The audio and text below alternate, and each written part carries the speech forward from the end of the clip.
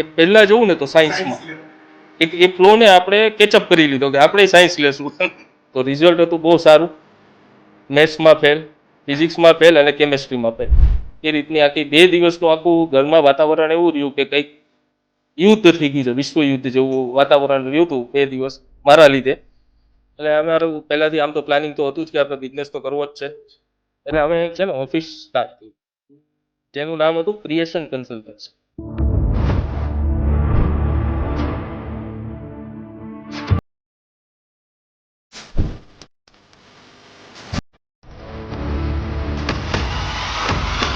આજે 7 વર્ષ પછીનો સમય અલગ છે. તમે અમને કેમ ફોલો કરી શકો? અમને તમે એવી રીતે ફોલો ના કરી શકો કે અમારી પ્રવૃત્તિ છે.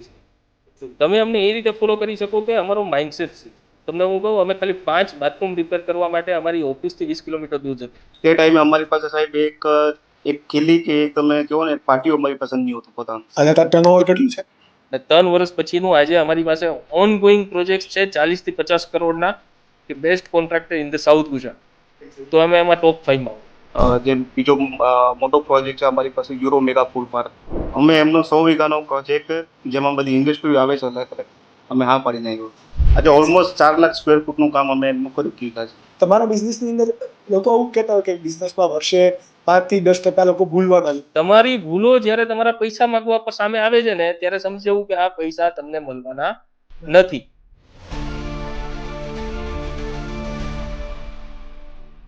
એન્જિનિયરિંગનું જ્યારે પણ નામ આવે ત્યારે અચાનક આપણા ફેસ પર સ્માઇલ આવી જાય.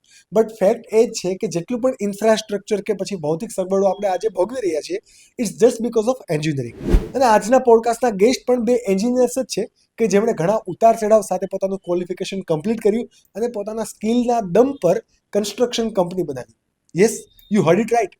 આજે 2 કોન્ટ્રાક્ટર એ સ્કિલ જોગી પોડકાસ્ટ શોના ગેસ્ટ બન્યા છે કે જેમણે HM કોન્ટ્રાક્ટર નામથી પોતાની કંપની બનાવી અને આજે 30 થી વધારે સ્કિલ્ડ એન્જિનિયરિંગ્સને રોજગારી આપી રહ્યા છે અને ભારતભરના 200 થી 300 લેબરને પણ રોજગારી આપી રહ્યા છે. આજના આ પોડકાસ્ટમાં એઝ અ કોન્ટ્રાક્ટર તરીકેના ચેલેન્જીસ, લાઇફસ્ટાઇલ, કરિયર, માઇન્ડસેટ બધું જ છે. અને જો તમે પણ બિઝનેસ માઇન્ડસેટ ધરાવો છો, then this podcast is specially for you. Enjoy Mr. Hiren Pansara and mister Mukesh Mistry on skill Jogi show, क्योंकि ये स्किल का बात है.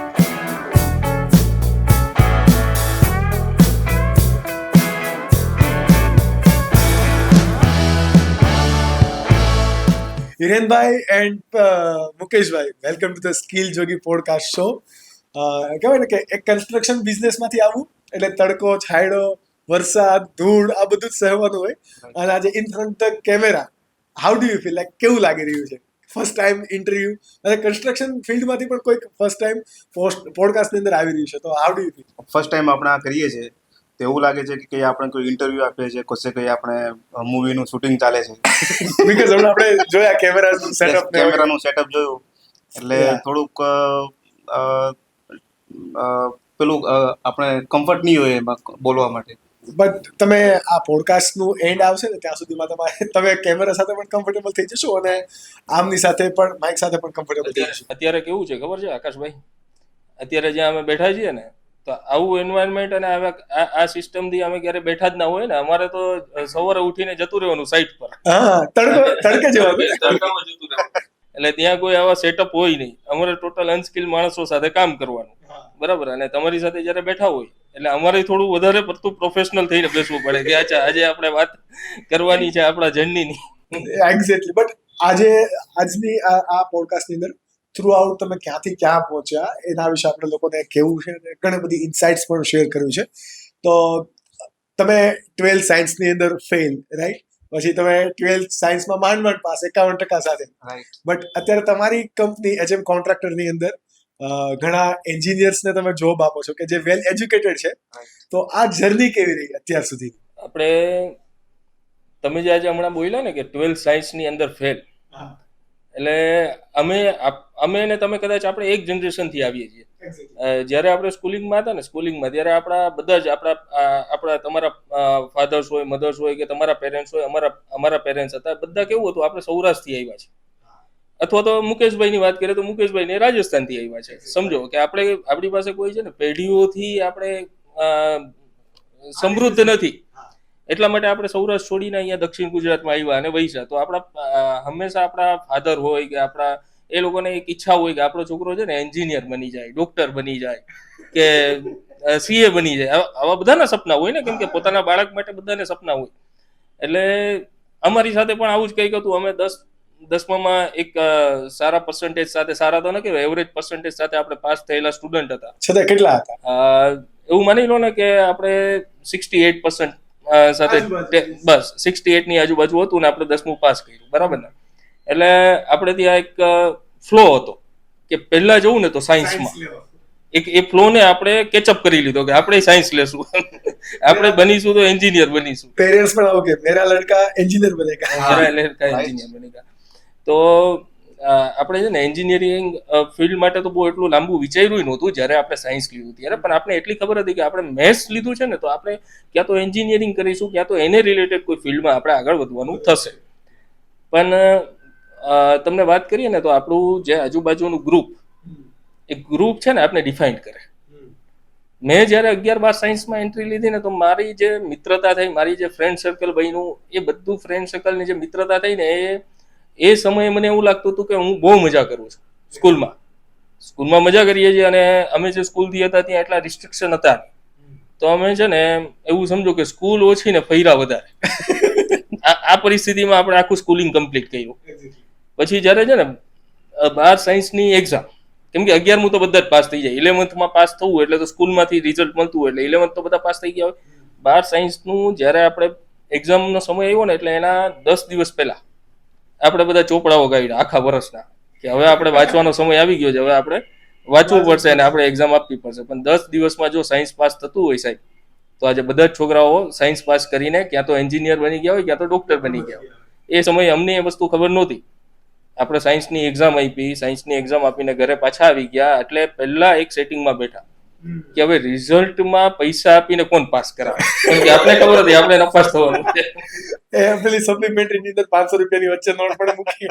કે નાના હતા ને ત્યારે મેચ્યોર હતા ને એટલે આપણે ખબર જ નહોતી કે ખરેખર રિયાલિટી શું છે, કે પૈસા આપીને પાસ નથી થવાતું 12th સાયન્સમાં. આપણે ખબર નહોતી, આપણે તો લોકો કહે એટલે આપણે માની લેવાનું.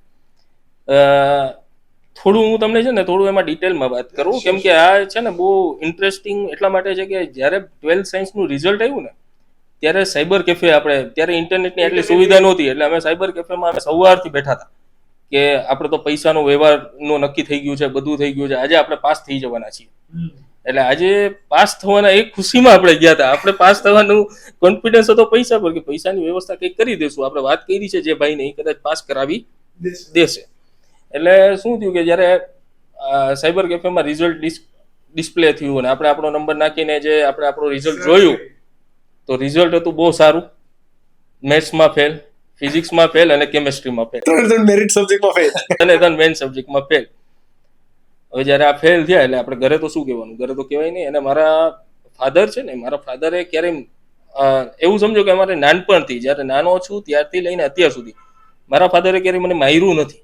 મને કે અમારે ત્યાં કોઈ પણ છોકરાઓને મારા ફાધરે ક્યારેય એમને ટપલીએ અડાડી નથી. પણ એમનો એક સ્વભાવ એવો છે કે લોકો એમને ફોલો કરે ને એમનાથી બીક રહે. હા ને, તો એના લીધે શું થયું, 12 સાયન્સ ફેલ થયા ને એટલે આપણે પહેલા 1 કલાક તો કોઈને કોલ જ ન કર્યો. પછી શોધતા આવ્યા કે આપણો ભાઈ છોકરો છે ક્યાં, પાસ થઈ ગયો તો ઘરે જ આવી ગયો હોય, હજી આવ્યો નહીં. એટલે એનો મતલબ એવું કે કંઈક રિઝલ્ટમાં ગડબડ છે. અને પેરેન્ટ્સને એક ડર પણ હોય કે ભાઈ ચલો કે ખોટું પગલું ના ઉઠાવી લે. એક્ઝેક્ટલી. પણ આપણે એ સમય ખોટું, હું તમને કહું, આપણે ક્યારેય છે ને આત્મહત્યા માટેના વિચારો જ નથી આવ્યા. ત્યારે નહોતા આવ્યા, હજી નથી આવ્યા. ત્યારે આપણે એવું વિચાર્યું હતું કે નપાસ થઈ જાય કંઈ નહીં, હાંજ સુધી ક્યાંક રખડી આવીએ, ફરી આવીએ અને પછી ઘરે જાય. અને એવામાં મારા ફાધરને ખબર પડી કે ભાઈ રિઝલ્ટ આવ્યું એટલે આ ભાઈ ફેલ થયા છે. એટલે એમનો સ્વભાવના કારણે એમને બધી વાતચીત કરવાનું બંધ કર્યું, થોડું ખીજવાયા. અને એ રીતની આખી 2 દિવસનું આખું ઘરમાં વાતાવરણ એવું રહ્યું કે કંઈક યુદ્ધ થઈ ગયું છે, વિશ્વ યુદ્ધ જેવું વાતાવરણ રહ્યું હતું 2 દિવસ મારા લીધે. કોઈ એકબીજા સાથે વાત ના કરે, કોઈ કોઈને જવાબ ના આપે, કેમ કે સ્વભાવ એવો, મારા ફાધરનો સ્વભાવ એવો કડક કે ભાઈ કોઈ બોલવા જશે બધા ડરે એનાથી કે કઈ બોલવા ગયા ને કઈ કહી દીધું તો. પછી ત્રીજા દિવસે છે ને મારા ફાધરે એમની ઓફિસ પર મને બોલાવ્યો અને એ મને ડાયરેક્ટ નથી બોલાવ્યો, એમને કીધું મારા મમ્મીને કે હિરેનને છે ને ઓફિસે મોકલજે આટલા વાગે. એટલે હું જ્યારે ઓફિસે ગયો ને તો ઓફિસે મારા ફાધર હતા, એમના પાર્ટનર હતા, મારા અંકલ હતા, એવા 4-5 લોકો બેઠા હતા. ત્યારે 2 ઓપ્શન આપ્યા હતા આપને. એ 2 ઓપ્શન એ હતા કે ભણવું છે કે અમારી આઈસ ફેક્ટરી છે ને એમાં ડબ્બા ખેંચવા છે. 100 કિલોનો એક ડબ્બો હોય એને ચેન કપાથી ખેંચવાનો હોય, અને આપણે શરીરથી કઈ એટલા મજબૂત બાંધાના હતા નહીં. ફિઝિકલ એક્ટિવિટીમાં બરાબર થાકી ને? પણ જઈએ. હા, ફિઝિકલ એક્ટિવિટી આપણાથી થાય નહીં. એટલે મને 2 ઓપ્શન આપ્યા, આપણે ભણવું છે કે આપણે આ ડબ્બા ખેંચવાનું ચાલુ કરવું છે. જો તું એવું વિચારતો હોય કે તને ડાયરેક્ટ આ ધંધાની સીટ મળશે તો એ મળવાની નથી. એટલે મેં કીધું હું વિચારીને કહું. ઘરે ગયા ને એટલે આપણે થોડું એના પર વિચાર્યું ને પછી આપણે લાગ્યું કે આ આપણાથી થાય નહીં, એટલે આપણે ભણવું તો પડશે. એટલે તમે જે હવે જર્ની કીધી ને કે એન્જિનિયરોને તમે જે હાયર કરો છો, એ જર્નીની કદાચ બીજ ત્યાંથી રોપાય એવું કહી શકાય કે અમે ત્યારે એન્જિનિયરિંગ માટે ડિપ્લોમા એડમિશન લેવા માટે એપ્લાય કર્યું. જ્યારે ફેલ થયા પછી ફેલ થયા પછી, અને જ્યારે ડિપ્લોમા એપ્લાય કર્યું ત્યારે બધાને તમને ખ્યાલ હશે ને, કદાચ મુકેશભાઈ ને બધાને, અમે એક જ સાથેના એક જ બેચના છીએ તો અમને ખબર જ છે કે આપણે બધાએ અમદાવાદ જવું પડતું એડમિશન લેવા. બરાબર ને? અને અમદાવાદ અમે જ્યારે એડમિશન લેવા ગયા ત્યારે બધી લાઈન લાગે ને પછી તમારો નંબર આવે ત્યારે તમને કઈ સીટ અવેલેબલ છે, સીટ તમને મળે. એટલે તમે અહીંથી વિચારીને ગયા હોય કોમ્પ્યુટર એન્જિનિયરિંગ ને ત્યાં જઈને લીધું હોય સિવિલ એન્જિનિયરિંગ. આ પાર્ટ આપણી સાથે બન્યો કે આપણે સિવિલ એન્જિનિયરિંગ એટલે શું એ ખબર નહોતી. મને એવું સમજાવવામાં આવ્યું, ત્યાં એક આપણે ત્યાંના પ્રોફેસર હતા, એમને એવું સમજાવ્યું કે સિવિલ એન્જિનિયરિંગ જે છે ને એમાં શું આવે ખબર, કન્સ્ટ્રક્શન આવે. મેં કીધું એ આપણે ગમે, કેમ કે મારા ફાધર ને એ બધા ડેવલપર તરીકે કામ કરતા, તો આપણે ખબર છે કે થોડું ઘણું કન્સ્ટ્રક્શનમાં શું હોય. એટલે મેં કીધું આપણે આ સિવિલ એન્જિનિયરિંગ લઈ લઈએ. સિવિલ એન્જિનિયરિંગની અમારી જર્ની ત્યાંથી ચાલુ થઈ. પછી તો ડિપ્લોમા છે, પછી મેં ગ્રેજ્યુએટ પણ કમ્પ્લીટ કર્યું બહુ સારી રીતે. અને ત્યાંથી કહી શકાય કે 12 સાયન્સ ફેલ એક સ્ટુડન્ટ તરીકે મેં જે માસ્ટર્સ જે સ્ટ્રક્ચરમાં માસ્ટર્સ જે કમ્પ્લીટ કર્યું છે ને એ કોલેજ એટલે SVIT વાસદ કોલેજથી કર્યું છે. તો એ SVITમાં કદાચ હું પહેલો એવો સ્ટુડન્ટ હઈશ કે જે માસ્ટર કરવા ગયો છે પણ એની બેક હિસ્ટ્રીમાં એ 12 સાયન્સ ફેલ છે. સમજ્યા? કેમ કે એ કોલેજ એ સમયની અને આજની તારીખે પણ એ જે સ્ટ્રક્ચરમાં છે કે રેપ્યુટેડ કોલેજ છે, તો ત્યાં એડમિશન લેવું થોડું અઘરું છે. ને એમાંથી મેં માસ્ટર્સ પણ કમ્પ્લીટ કર્યું વિથ ગુડ સ્કોર. એટલે ઓવરઓલ પછીની જર્ની આપણી એજ્યુકેશનમાં બહુ સારી રહી, કેમ કે ખબર પડી ગઈ હતી કે આ કામ આપણું, ડબ્બા ખેંચવાનું કામ આપણું નથી. એટલે આપણે ભણવું હોય, આપણે નક્કી કર્યું હતું કે ભણવું જ પડશે તો જ આપણો ઉદ્ધાર થશે. અને આજના જમાનામાં ભણે તો જ ઉદ્ધાર થાય. એટલે આમાં થોડું તમે જે પૂછ્યું એ હવે એડ કરીએ કે એન્જિનિયરિંગ ફિલ્ડ પછી આપણે એક એન્જિનિયરને હાયર કરવા,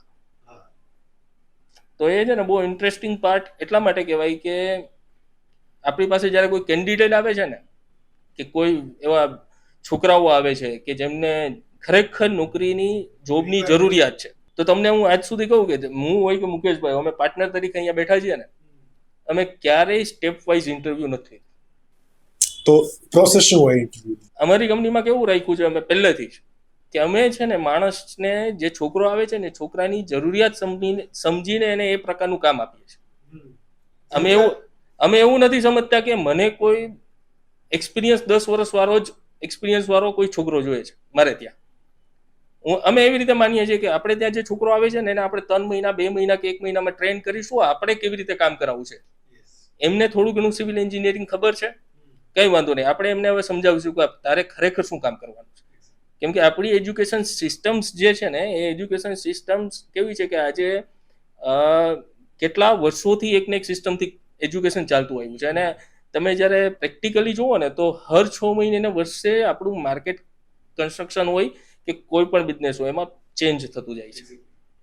એટલે એ ચેન્જના લીધે અમે ક્યારેય એવું નથી રાખ્યું કે અમને 10 વર્ષ જૂનો એક્સપિરિયન્સ વાળો કેન્ડિડેટ જ જોઈએ છે કે એન્જિનિયર જ જોઈએ છે. અમે હંમેશા એવું રાખ્યું છે કે અમારી પાસે જે જોબ માંગવા માટે આવે છે, જો એ પરફેક્ટ છે, એમને કામ કરવું છે, તો મારી પાસે મારા દરવાજા ખુલ્લા છે. એમને કામ કરવું છે તો, સમય જોઈને કામ કરવું છે તો મારા દરવાજા બંધ છે. એક્ઝેક્ટલી.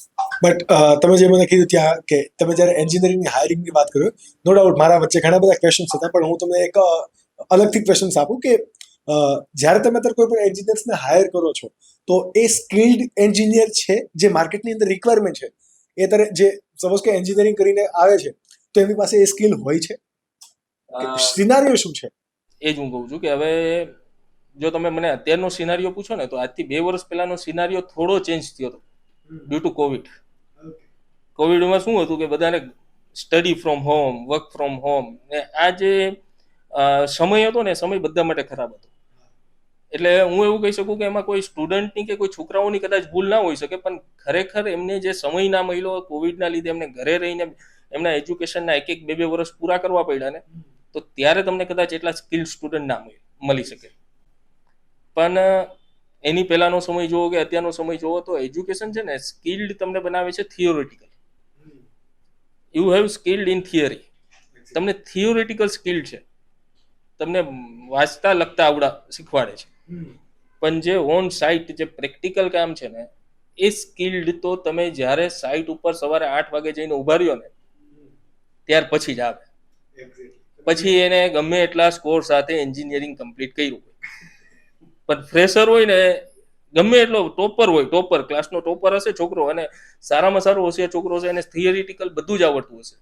પણ હું જે તમને કહું છું ને કે જે રિયલ સ્કિલ જે જોઈએ છે કન્સ્ટ્રક્શન સાઇટને, એ આપણે જ્યારે સાઇટ ઉપર જઈને ઊભા રહેશે ને, એ જ્યારે ઊભો રહેશે ને 8 વાગે જશે અને રાતે 7-7, 8-8 વાગ્યા સુધી જ્યારે ઊભો રહેશે ને, એ જ્યારે એમાં સમય કાઢશે ને ત્યારે એની રિયલ સ્કિલ ત્યાં ડેવલપ થશે. એ એટલા માટે કે એમને ખબર પડશે કે હું જે 3 વર્ષ ભણીને આવ્યો ને એમાંથી ખરેખર મારે આ વસ્તુનું અહીંયા ઇમ્પ્લિમેન્ટ કરવાનું છે, અને આવી રીતે થાય. બટ તમે જ્યારે તમારું ગ્રેજ્યુએશન અને માસ્ટર કમ્પ્લીટ કર્યું તો પછી તમને પણ કેવું કે બાય નેચર અથવા તો બાય સરાઉન્ડિંગ એન્વાયરમેન્ટ એક એવો વિચાર તો આવ્યો જોઈએ કે ભાઈ શા માટે સાઇટ પર જવું? બધા લોકોને અત્યારે બધા લોકોને વ્હાઇટ અને સ્માર્ટ કોલર જોબ કરવી ગમે છે, એસીમાં કામ કરવું ગમે છે, બટ તમારી ફિલ્ડ ટોટલી ડિફરન્ટ છે. લાઈક કે સાઇટ પર જવું જ પડે, સાઇટ પર ના જાવ તો ક્લાયન્ટનું કામ પણ જાય. તો જ્યારે એક નિર્ણય લેવાનો હતો કે ભાઈ ચલો વાય ઇન્ટુ કન્સ્ટ્રક્શન, રિયલ એસ્ટેટની અંદર પણ ઘણા બધા ઓપ્શન્સ હતા, બહુ બધી વસ્તુ થઈ શકે, પીએમસી પણ થઈ શકે, તો શા માટે કન્સ્ટ્રક્શન જ શા માટે? અમે ને મુકેશભાઈ જ્યારે શરૂઆત કરી ને ત્યારે પહેલી ઓફિસ જ્યારે અમે ચાલુ કરવાનું વિચાર્યું કે જ્યારે મારું એજ્યુકેશન માસ્ટર્સ પત્યું, કદાચ મુકેશભાઈ 2 વર્ષ સુધી ત્યારે કન્સ્ટ્રક્શનમાં જોબ કરી હતી. તમે અને મુકેશભાઈ કઈ રીતે ભેગા થયા? સોરી ટુ ઇન્ટરપ્ટ, બટ આ એક વચ્ચે જર્ની આવી જાય ને તો ફ્લો મસ્ત બનશે. પણ એમાં તમને હું કહું ને કે અમે ભેગું થવાનું અમારું કારણ હતું અમારું ગ્રેજ્યુએટ. અમે બંને સાથે ગ્રેજ્યુએટ કમ્પ્લીટ કર્યું. એસવીઆઈટી વાસદ ના, એ તો માસ્ટર. ત્યાં માસ્ટર્સ કમ્પ્લીટ કર્યું અમે માલીબા બારડોલી સીજીપીઆઈટી માલીબામાંથી ગ્રેજ્યુએટ કમ્પ્લીટ કર્યું. ત્યાં અમે બંને સાથે ભેગા થયા. અને જ્યારે ભેગા થયા હતા ને ત્યારથી 1-2 વર્ષ પછી જ અમે વિચાર્યું હતું કે આપણે ધંધો કરીશું, બિઝનેસ કરીશું, ધંધો. એક મારવાડી માઇન્ડસેટ, એક કાઠિયાવાડી માઇન્ડસેટ. અને આપણે ધંધો કરીશું એ તો નક્કી હતું, શું કરવું એ નક્કી નહોતું. એટલે હું હાયર એજ્યુકેશન માટે મારા ઘરેથી કેવું હતું, ફોર્સ, એવી રીતે ફોર્સ તો ના કહી શકાય, પણ એક પુશઅપ હતું કે તમે હાયર એજ્યુકેશન માટે છે ને ફોરેન કન્ટ્રીઝમાં જાઓ, કે ભાઈ ત્યાં જાઓ તો તમને થોડુંક હજુ ત્યાં વધારે કંઈક જાણવા મળશે, નવું શીખવા, નવું એક્સપ્લોર કરવા મળે. આપણું પહેલાથી એવું હતું કે ભાઈ આપણે જે પણ કરવું ને ભારતમાં રહીને કરવું, અને અહીંયા જ રહીને આપણે આપણી જે પોતાની જે વ્યવસ્થા ઊભી કરી શકીએ અહીંયા જ ઊભી કરવી. એટલા માટે જ્યારે માસ્ટર્સ કમ્પ્લીટ થયું, મુકેશભાઈ જોબ કરતા, એટલે અમારું પહેલાથી આમ તો પ્લાનિંગ તો હતું જ કે આપણે બિઝનેસ તો કરવો જ છે. એટલે અમે એક છે ને ઓફિસ સ્ટાર્ટ કરી જેનું નામ હતું ક્રિએશન કન્સલ્ટન્સી. તમે કીધું ને કે એસીમાં બેસીને જ કામ કરવાનું ગમે, અમારું એવું જ હતું કે અમારે એસીમાં બેસીને કામ કરવું હતું ને, એટલે અમે કન્સલ્ટન્સી સ્ટાર્ટ કરી. અમે structure consultant, architecture consulting start કર્યું ત્યાંથી. કેમ કે કોન્ટ્રાક્ટર અમારે નહોતું બનવું એ સમયે, તો અમારે કોન્ટ્રાક્ટર નહોતું બનવું, કેમ કે મુકેશભાઈના ફાધર ઓલરેડી કોન્ટ્રાક્ટર કેટલા વર્ષથી છે? હા, છેલ્લા 30 વર્ષથી કોન્ટ્રાક્ટર છે ફાધર આપણે. બરાબર. અને મારા ફાધર રિયલ એસ્ટેટ સાથે જોડાયેલા, એટલે એ ફિલ્ડની ડેપ્થ તમને બંનેને ખબર જ હોય. થોડી ઘણી તો ખબર જ હતી, થોડી ઘણી તો બધી જાણકારી હતી જ એમાં. એટલે પર્સનલ ચોઈસ તો આપણી નહોતી કોન્ટ્રાક્ટર બનવું. પણ તમને કહું આકાશભાઈ ને, તો જ્યારે તમે એક શરૂઆત કરો છો ને, ત્યારે કોઈ બ્લુ પ્રિન્ટ હોતી નથી. કોઈ પણ બિઝનેસની બ્લુ પ્રિન્ટ નથી હોતી. ઘણા અત્યારના છોકરાઓ શું કરે છે ખબર? બ્લુ પ્રિન્ટ શોધે છે, કેસ સ્ટડી ફાઇન્ડ આઉટ કરીને બ્લુ પ્રિન્ટ, મોડેલ વગેરે વગેરે ફોલો કરવાની ટ્રાય કરે. પણ એ બ્લુ પ્રિન્ટ ક્યારેય હોતી નથી. કેમ નથી હોતી? કે આજે અમે જે કર્યું છે ને, અમારી જર્નીની, અમારી બ્લુ પ્રિન્ટ જો કોઈ આજે લઈને બેસશે ને તો એ નહીં કરી શકે. અમે એ વસ્તુ 7 વર્ષ પહેલા કરી છે. આજે સમય અલગ આજે છે. 7 વર્ષ પછીનો સમય અલગ છે. તમે અમને કેમ ફોલો કરી શકો? અમને તમે એવી રીતે ફોલો ના કરી શકો કે અમારી બ્લુપ્રિન્ટ શું છે. તમે અમને એ રીતે ફોલો કરી શકો કે અમારો માઇન્ડસેટ શું છે. એટલે અમે છે ને ન્યૂ ચેલેન્જીસ લેવા માટે ઓલવેઝ રેડી હતા. અમે જ્યારે ઓફિસ સ્ટાર્ટ કરી, તો જ્યારે નવો બિઝનેસ સ્ટાર્ટ કરીએ ને ત્યારે તમને ખબર છે કે કંઈ ચાલુ કરવાથી જ બીજા દિવસે લાઈન લાગતી નથી. એટલે અમે એસી વાળો જ બિઝનેસ ચાલુ કર્યો હતો. એસી ઓફિસ હતી, સારી ઓફિસ બનાવીને ત્યાં બેઠા, લોકોને જ્ઞાન આપવાનું. જ્ઞાન આપવાનું, કન્સલ્ટિંગ કરવાનું. પણ કન્સ્ટ્રક્શન બિઝનેસમાં આવવા માટે કોઈ બ્લુપ્રિન્ટ નહોતી. પણ સમય સાથે સાથે જ્યારે અમને કામ આવતું ગયું અને અમે કરતા ગયા, ત્યારે અમારે અમુક એવી ઓપોર્ચ્યુનિટીઝ આવી.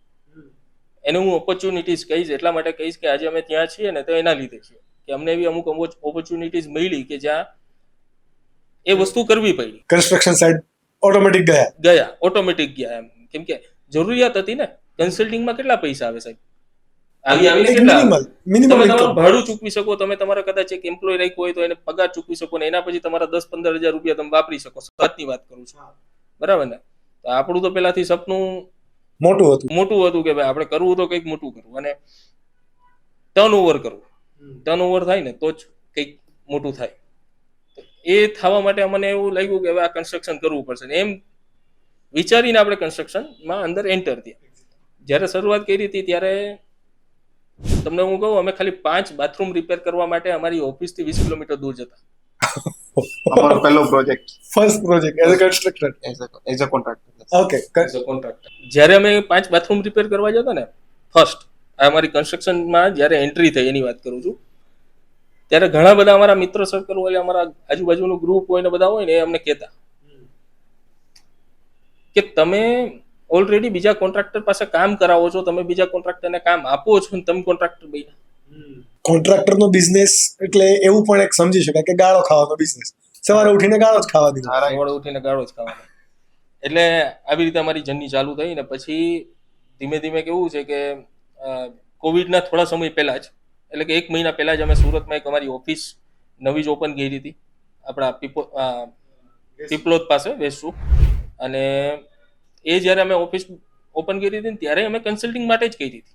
અમારું કન્સ્ટ્રક્શન ચાલતું, નાનું મોટું કન્સ્ટ્રક્શન ચાલતું, પણ અમે ઓફિસ તો કન્સ્ટ્રક્શન માટે જ ઓપન કરી, કન્સલ્ટન્સી માટે જ ઓપન કરી હતી. અમે અમારા સાથે 1-2 પાર્ટનરોને જોડ્યા હતા અને અમે કન્સલ્ટિંગમાં બહુ સારું કામ કરવા માંગતા હતા, એ રીતે જ અમે ઓપન કરી હતી. પણ સમય પ્રમાણે અમારે ઓફિસને ક્યારે ખબર નહીં, અમને જ નથી ખબર પડી કે અમે ક્યારે કન્સલ્ટિંગ બંધ કરી દીધું અને ક્યારે કોન્ટ્રાક્ટરને કન્સ્ટ્રક્શનમાં અમે ફૂલ ફ્લેજમાં એન્ટર થઈ ગયા. પણ મેં તમને કીધું એમ બધા ચેલેન્જીસ લેવા તૈયાર હતા. એટલે જે પણ ફિલ્ડમાં ગયા ત્યાં ક્યારેય એવું નથી વિચાર્યું કે આપણે આટલા ભણેલા છીએ તો આપણે કેમ અહીંયા આટલી વાર ઊભા રહીએ, આપણે કેમ આ તડકામાં ઊભા રહીને આટલું કામ કરીએ. અમે અમારા અનસ્કિલ લેબર હોય ને એની સાથે મિક્સર મશીન ચલાવ્યું છે. અમારું રાતે 2 વાગ્યા સુધી કદાચ હિટાચી મશીન ચાલતું હોય ને, ખોદવાનું કામ ચાલતું હોય, એક્સકેવેશનનું કામ ચાલતું હોય તો અમે ત્યાં ખાટલો નાખીને સૂતાય છીએ. એટલે બધું અમે એમાં કરતા આવ્યા છીએ. એટલે ક્યારેય આપણે એવું વિચાર્યું નથી. એટલા માટે આજે કન્સ્ટ્રક્શનમાં જઈએ ને, કન્સ્ટ્રક્શનમાં તમે કીધું તડકો લાગે છે, પણ એ તડકો લાગ્યા પછીનો જે છાંયડો મળે છે ને બહુ મીઠો. એક્ઝેક્ટલી. અને આ લર્નિંગ જ છે કે ભાઈ સ્ટાર્ટિંગના ફેઝની અંદર થોડા હર્ડલ્સ રહે, સ્ટ્રગલ રહે, બધું જ રહે, but at the end result સારું મળે. અને એટલા માટે જ કહેવતો પણ છે કે ધીરજના ફળ મીઠા હોય. એટલે અત્યારે તમે જે કીધું ને ધીરજના ફળ મીઠા હોય, એટલે મેં હમણાં જ ક્યાંક વાંચ્યું હતું કે સામ્રાજ્ય છે ને, સામ્રાજ્ય એ ક્યારેય એક દિવસમાં નથી બનતું. એના માટે ધૈર્ય રાખવું પડે. અને જેને મતલબ એક દિવસમાં સામ્રાજ્ય બનાવવું છે ને, એ લોકો ક્યારેય સફળ મને લાગે છે ત્યાં સુધી થયા નથી. સમય આપવો જ પડે. તમારી પાસે કોઈ પણ વસ્તુ હોય ને, પછી એ રિસોર્સિસ ગમે એટલા હોય, તમારી પાસે નેટવર્ક ગમે એટલું મોટું હોય, કઈ પણ વસ્તુ હોય, પણ એક સમય સુધી તો તમારે ત્યાં ટકી જ રહેવું પડે. અને જો તમારી કન્સ્ટ્રક્શન અને કોન્ટ્રાક્ટર લાઈનમાં હું આને એઝ અ મોટિવેશનલ તમને કહું કે ભાઈ ઝૂંપડી બનાવી હોય ને તો ઝડપથી બની પણ જશે, પણ બુર્જ ખલીફા બનાવી હોય ને તો એટલી અંદર નીચે ખોદવામાં વાર પણ લાગે. ઇટ વિલ ટેક ટાઈમ કે ભાઈ કોઈ પણ ચેલેન્જીસ સામે ટકી રહે. હવે નો ડાઉટ તમારું આ HM કોન્ટ્રાક્ટર તમે કંપની બનાવી અને અત્યારે બહુ સારી રીતે ચાલી પણ રહી છે, તો આમાં બંને તમારા રોલ કઈ રીતે ડિસ્ટ્રીબ્યુટ તમે કર્યા હોય છે? મારું જે રોલ છે એ પહેલા હું હિરેનભાઈનો રોલ કીધો. હિરેનભાઈનો જે ટોટલી રોલ છે એ ઓફિશિયલી રોલ હોય છે. મારો જે રોલ હોય છે ટોટલી ગ્રાઉન્ડ પર આપણે એક્ટિવિટી કરતા હોય છે. ઓપરેશનલ તમારું કામ હોય. ઓપરેશનલ બધું મારું કામ હોય છે એમાં. બધી જે એજન્સીને હેન્ડલ કરવાની હોય, બધી લેબર્સને હેન્ડલ કરવાનો હોય, ટાઈમ ટુ ટાઈમ કામ બધા પૂરા કરવાનો હોય, એ બધી એક્ટિવિટીમાં તમારો રોલ વધારે હોય છે. લાઈક કઈ રીતે વર્ક પ્રોસેસ, સપોઝ કે એજએમ કોન્ટ્રાક્ટરની અંદર તમે અત્યારે બહુ પ્રોફેશનલી વર્ક કરો છો, રાઈટ, કે જે નોર્મલ કોન્ટ્રાક્ટર હોય એનાથી કંઈક તમારી પાસે ડિફરન્ટ છે, અને એટલા માટે તમે આજે અહીંયા પણ છો. તમે ઘણા બધા બિઝનેસ માટે ફેક્ટરી બનાવી છે, ઇન્ડસ્ટ્રીઝ બનાવી છે, પણ કોન્ટ્રાક્ટરની અંદર તો ઘણું બધું આવી શકે. રેસિડેન્શિયલ આવી શકે, કમર્શિયલ આવી શકે, ઇન્ડસ્ટ્રીયલ આવી શકે, પણ આ બધામાંથી તમે ઇન્ડસ્ટ્રીયલ કન્સ્ટ્રક્શનમાં એ ફિલ્ડમાં જ કેમ, શા માટે? પહેલો પ્રોજેક્ટ હિરેનભાઈ કીધો જે ટોયલેટ રિપેરિંગના હતા, બરાબર. પછી એના પછી ધીરે ધીરે એક બીજી ઇન્ડસ્ટ્રી અમારી પાસે કામ આવ્યું, ઇન્ડસ્ટ્રીનું જે 30-40 વર્ષ જૂની ઇન્ડસ્ટ્રી હતી, આગ લાગી ગયેલી હતી. એને પાછું રીસ્ટ્રેન્થનિંગ કરવાનું અમારી પાસે ચેલેન્જિંગ જોબ આવ્યું હતી. એક્ઝેક્ટલી. જે વસ્તુ બીજા તે ટાઈમે કોઈ કરી નહીં શકતા હતા, પણ અમે નવા હતા, પણ અમે હા પાડી હતી કે અમે કામ કરશું, રાઈટ. તો બધું રિસર્ચ કર્યું, બધું ચોપડા વાંચ્યા, કેવી રીતે રીસ્ટ્રેન્થનિંગ થાય. અમે ટીમ આખી હાયર કરી, લેબર્સ ત્યાં ડેપ્લોય કર્યા, કામ ચાલુ કર્યું, ને સક્સેસફુલી એ કામને અમે ઓન ડિલિવરી ક્વોલિટીમાં અમે એમને હેન્ડઓવર કર્યું. Exactly, right. ત્યારથી અમને કોન્ફિડન્સ આવી ગયો કે નહીં, કામ આપણાથી ચેલેન્જિંગ થશે ને આપણે કામ કરીશું એમાં. પછી ધીરે ધીરે અમારી પાસે કામ આવતા ગયા ઇન્ડસ્ટ્રીના જ. કોઈ પણ ઇન્ડસ્ટ્રી હોય, અમે ના નથી પાડી, ઇન્ડસ્ટ્રી હોય અમે કામ લીધું છે. ફાર્મા ઇન્ડસ્ટ્રીનું કામ આવ્યું અમારી પાસે, એ કામ આપણે લીધું. કામ એના પછી જે બીજો મોટો પ્રોજેક્ટ છે અમારી પાસે, euro mega food park Chikhli. એનું કામ તમારી પાસે? હા, જે મનરભાઈ સાસપરા, સુરતના વેલ નોન પર્સનાલિટી, રાઈટ. તો એમનું જે કામ અમે લીધું એ વિધિન 5 મિનિટમાં અમે એમની ઓફિસે ગયા હતા. જસ્ટ એક રેફરન્સ થ્રુ અમે કામ લેવા માટે ગયા હતા ત્યાં, ને વાતચીત થઈ, ભાઈ શું કામ કરો છો, કેવી રીતે કરો છો, અમે બધું સમજાવ્યું, ને એમણે વિધિન 5 to 10 મિનિટમાં અમને એમનો પ્રોજેક્ટ અમને સમજાવી દીધો, આપ્યો કે ભાઈ તમે આ મારો પ્રોજેક્ટ છે, તમે આ કરો. તે ટાઈમે અમારી પાસે સાહેબ એક ખીલી કે તમે કહો ને, એક પાટીઓ અમારી પાસે નહીં હોતું પોતાનું. ઓકે. પણ અમે એમનો 100 વીઘાનો પ્રોજેક્ટ, જેમાં બધી ઇન્ડસ્ટ્રી આવે છે અલગ અલગ, અમે હા પાડીને આવ્યો હતા. હા તો પાડી દીધી. જસ્ટ કે કોન્ફિડન્સ કે ચલો કરી લઈશું, કરીશું કામ. કેમ કરીશું, કેવી રીતે થશે, એ પછીની વસ્તુ છે. આવ્યું છે, લક્ષ્મી આવે છે, વધાવી લો. પછી સાહેબ મનરભાઈ સાસપરા પોતે અમારી જે ફાર્મા ઇન્ડસ્ટ્રી છે એમાં વિઝિટ કરવા માટે આવ્યો. તમારું જે પ્રોજેક્ટ ચાલે છે ત્યાં વિઝિટ કરીને જોઈ ગયા, સરસ છે કામ ને બધું. પછી અમે કામ ચાલુ કર્યું, અને આજે 4 વર્ષથી અમે સિંગલ કોન્ટ્રાક્ટર એ યુરો મેગા ફૂડ પાર્કમાં એઝ અ કોન્ટ્રાક્ટર ત્યાં કામ કરીએ છીએ. શું વાત છે. કદાચ તમે કોઈ સારા કોન્ટ્રાક્ટરને સાહેબ પાસે મોકલો ને, એટલે કે મનહરભાઈ પાસે મોકલો ને, અને એમ કદાચ એવું તમને એમને પૂછવા માટે પણ કહેજો કે હિરેનભાઈ ને એ લોકો જે એચએમ કોન્ટ્રાક્ટરમાંથી કામ કરે છે એનાથી કદાચ 20-25 રૂપિયા હું સસ્તું કરી આપીશ. પણ મનહરભાઈ આજની તારીખે એમ કહે છે કે નહીં, અમારું કામ કરશે તો હિરેનભાઈને એચએમ જ કરશે. એ વિશ્વાસ જીતવા માટે અમે 4 વર્ષ આજે ઓલમોસ્ટ 4 લાખ સ્ક્વેર ફૂટનું કામ અમે એમનું કરી ચૂક્યા છે. શું વાત છે. અને આ પ્રોજેક્ટ હજુ લાંબો ચાલે છે, હજુ કન્ટિન્યુ. બટ જો હું તમારી બંનેની વાત કરું તો એક મારવાડી માઇન્ડસેટ અને એક કાઠિયાવાડી માઇન્ડસેટ, આ માઇન્ડસેટ ભેગા કરવા અને તમારી અલગ અલગ બંનેની સ્કિલ, અલગ અલગ વર્ક ડિપાર્ટમેન્ટ, તો છતાંય પાર્ટનરશિપ આટલી બોન્ડિંગ વાળી કઈ રીતે, અને પાર્ટનરશિપનું તમારા બિઝનેસ અંદર કઈ રીતે મહત્વ હોય, અને કઈ રીતે આઈડેન્ટિફાય તમે? સાહેબ, કોઈ બી ધંધામાં કે કોઈ બી ધંધો હોય કે કોઈ બી વ્યક્તિને આપણે કામ કરતો હોય સાથે, તો એક તો મેન હોય છે વિશ્વાસ. આપણે હાજી, બરાબર, એકબીજા ઉપર વિશ્વાસ, લોયલ એકબીજા ઉપર, ને જતું કરવાની ભાવના આપણી, બરાબર, એ આપણી મેન હોય છે કે ભાઈ કોઈ બી વસ્તુને પકડી રાખવી એ નુકસાન કરે, આજે નહીં તો કાલે. એક્ઝેક્ટલી, બરાબર. એટલે એ વસ્તુ ઉપર અમે ચાલતા ગયા, અને આજે ઓલમોસ્ટ 7 to 8 years થઈ ગયા જર્નીના અમારી. આમાં બધા એવું કે ને કે કર્ણ જેવો ભાઈબંધ હોય, અને એ ભાઈબંધમાંથી કર્ણ જેવો ભાગીદાર બની જાય ને, તો એ ભાગીદારી બહુ લાંબી ચાલે. કર્ણ જેવો એટલા માટે કહું છું કે તમે જો એક એક વસ્તુમાં ભાગીદારી તરીકે તમે જો ધંધો કરવા માટે આગળ વધ્યા હો અને તમે કામ કરતા હોય ને તમે જો એક એક વસ્તુ માટે જો ગણતરી કરતા હો ને તો ક્યારેય ભાગીદારી ટકતી નથી.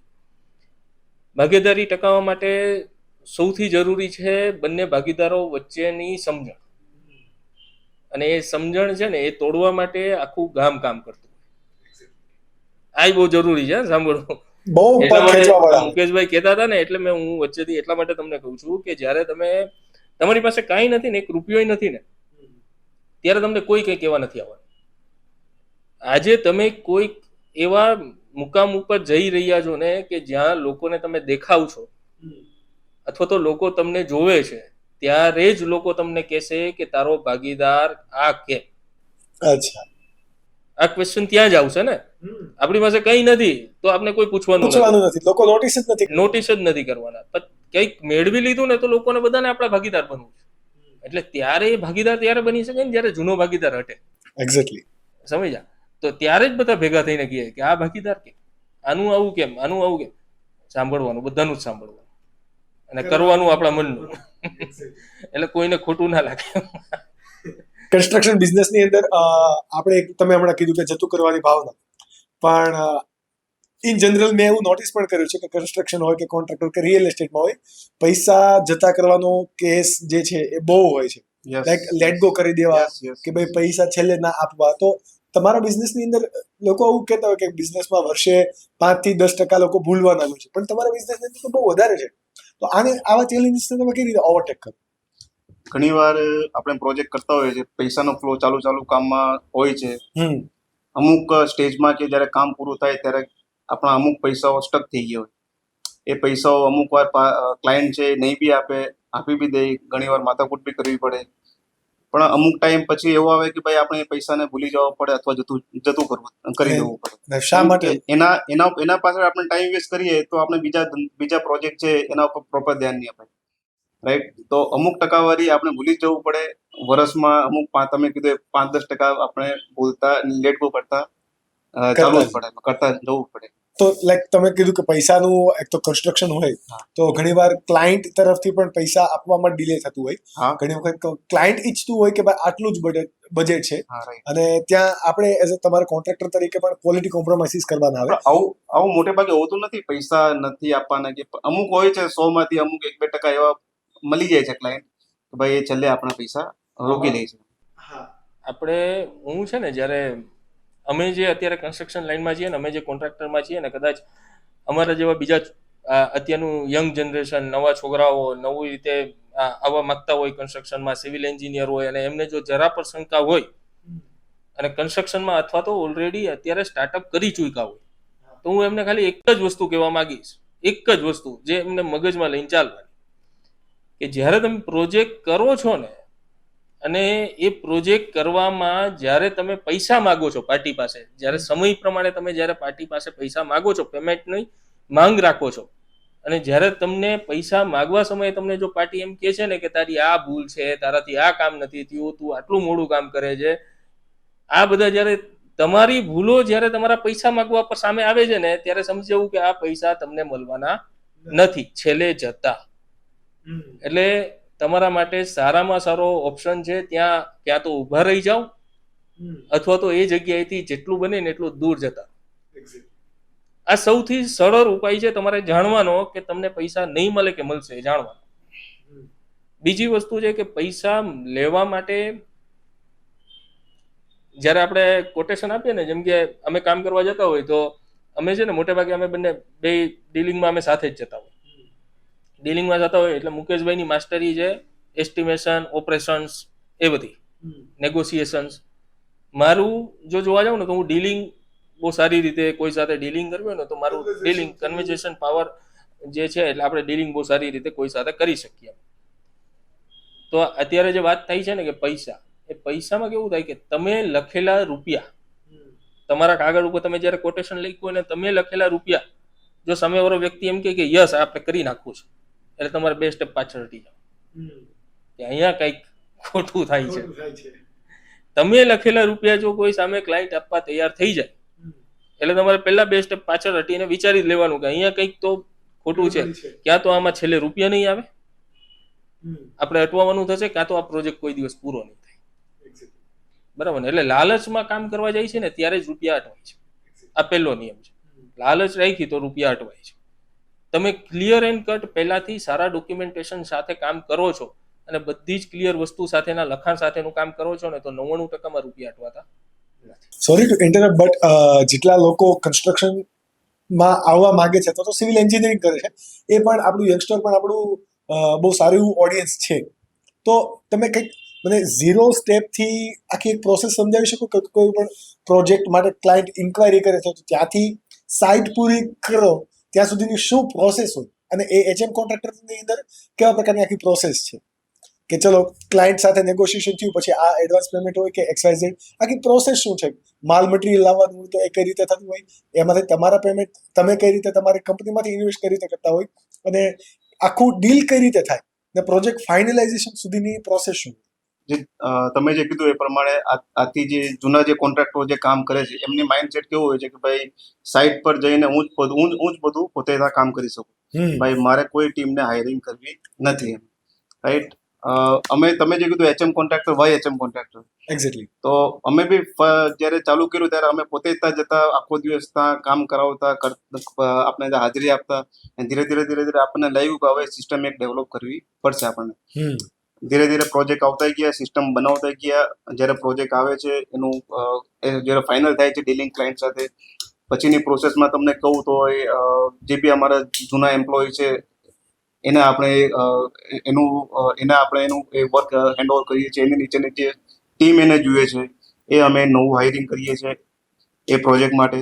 એટલે ફર્સ્ટ કે ક્લાયન્ટનો એક પ્રોજેક્ટ ફાઇનલ થયો પછી રિક્વાયર્ડ લોકોને હાયર કરી, રિક્વાયર્ડ જે સ્ટાફ છે એને આપણે એક્ઝિસ્ટિંગ ટીમ તો છે જ. એક્ઝિસ્ટિંગ ટીમ તો હોય પણ એ પ્રોજેક્ટ માટે બની શકે કે કંઈક અલગ લોકો રિક્વાયર છે તો એને તમે હાયર કરો. એને અમે હાયર કરીએ છીએ. પ્રોજેક્ટ મેનેજર લેવલના માણસો તો આપણી પાસે છે જ, એની નીચેના જે એમ્પ્લોય છે એ આપણે હાયર કરતા હોય છે એમાં. એક્ઝેક્ટલી. કે કોઈ બી ક્વોલિટી એન્જિનિયર છે, સાઇટ એન્જિનિયર, સુપરવાઇઝર, કે એક આખી ટીમને હાયર કરી, એમને અલગ અલગ કામ એમને આપ્યા, આપણને કામની વહેંચણી કરી દીધી. તો સ્મૂથલી એ રીતે આપણે પ્રોજેક્ટ ચાલુ થાય, સ્મૂથલી એ રીતે પ્રોજેક્ટ ચાલતો હોય છે. ને એક લેવલ, એક જે ટાઈમ લાઈન ફિક્સ થાય છે ક્લાયન્ટ સાથે, એ ટાઈમ લાઈનમાં અમારો ટાર્ગેટ હોય છે પ્રોજેક્ટ પૂરો કરવાનો વિથ ક્વોલિટી. મેજોરિટી કેસીસની અંદર બિલ્ડિંગ કે કોઈ પણ ચલો રેસિડેન્શિયલ હોય, કમર્શિયલ હોય કે ઇન્ડસ્ટ્રીયલ હોય, એની એક ટાઈમ લાઈન કે ડેડલાઈન હોય ત્યાં સુધીમાં પ્રોજેક્ટ પૂરો થતો નથી. આપણે જોઈએ છીએ 6 મહિના, 1 વર્ષ પ્રોજેક્ટ ડિલે હોય, તો એચએમ કોન્ટ્રાક્ટરને ડેડલાઈન પર કઈ રીતે પૂરો કરી શકાય? વાય? અમુક એવા ઇસ્યુ આવી જાય છે કે ચાલુ પ્રોજેક્ટમાં કંઈક ડોક્યુમેન્ટેશન ઇસ્યુ હોય છે કે કંઈક ભાઈ ફાઇનાન્શિયલ ક્લાયન્ટને ઇસ્યુ આવી જાય છે. તો એવા સંજોગોમાં અમુક વાર પ્રોજેક્ટ ડિલે થાય છે. અમુક વાર લેબર્સની ક્રાઇસિસ વધારે હોય છે માર્કેટમાં, રાઈટ? તો એ બી બહુ મોટો રોલ પ્લે કરે છે પ્રોજેક્ટ ડિલે થવામાં.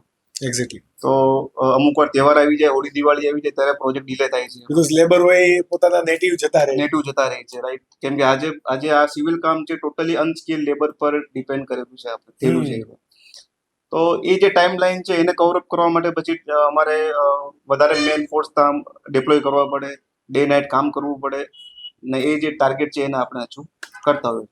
લાઈક તો તમારે તમારા બિઝનેસની અંદર સુપર સ્કિલ્ડ લોકો પણ હોય, અનસ્કિલ્ડ લેબર પણ હોય, એજ્યુકેટેડ હોય, જુનિયર હોય, સિનિયર હોય, તો આ બહુ બધા લોકોનું એક બ્લેન્ડ છે.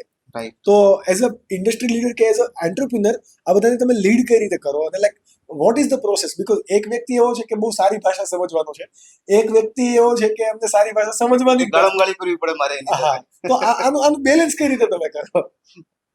બેલેન્સમાં કેવું છે કે જે તમે જે કેવું છે એ પ્રમાણે કે જે અમુક વ્યક્તિઓ કે અમુક લેંગ્વેજ થી વાત એ લોકો આપણે સમજી શકે, અમુક લોકો નહીં સમજે, તો એને પછી એ રીતે ક્રાઇટેરિયા પ્રમાણે આપણે એને સમજાવવું પડે.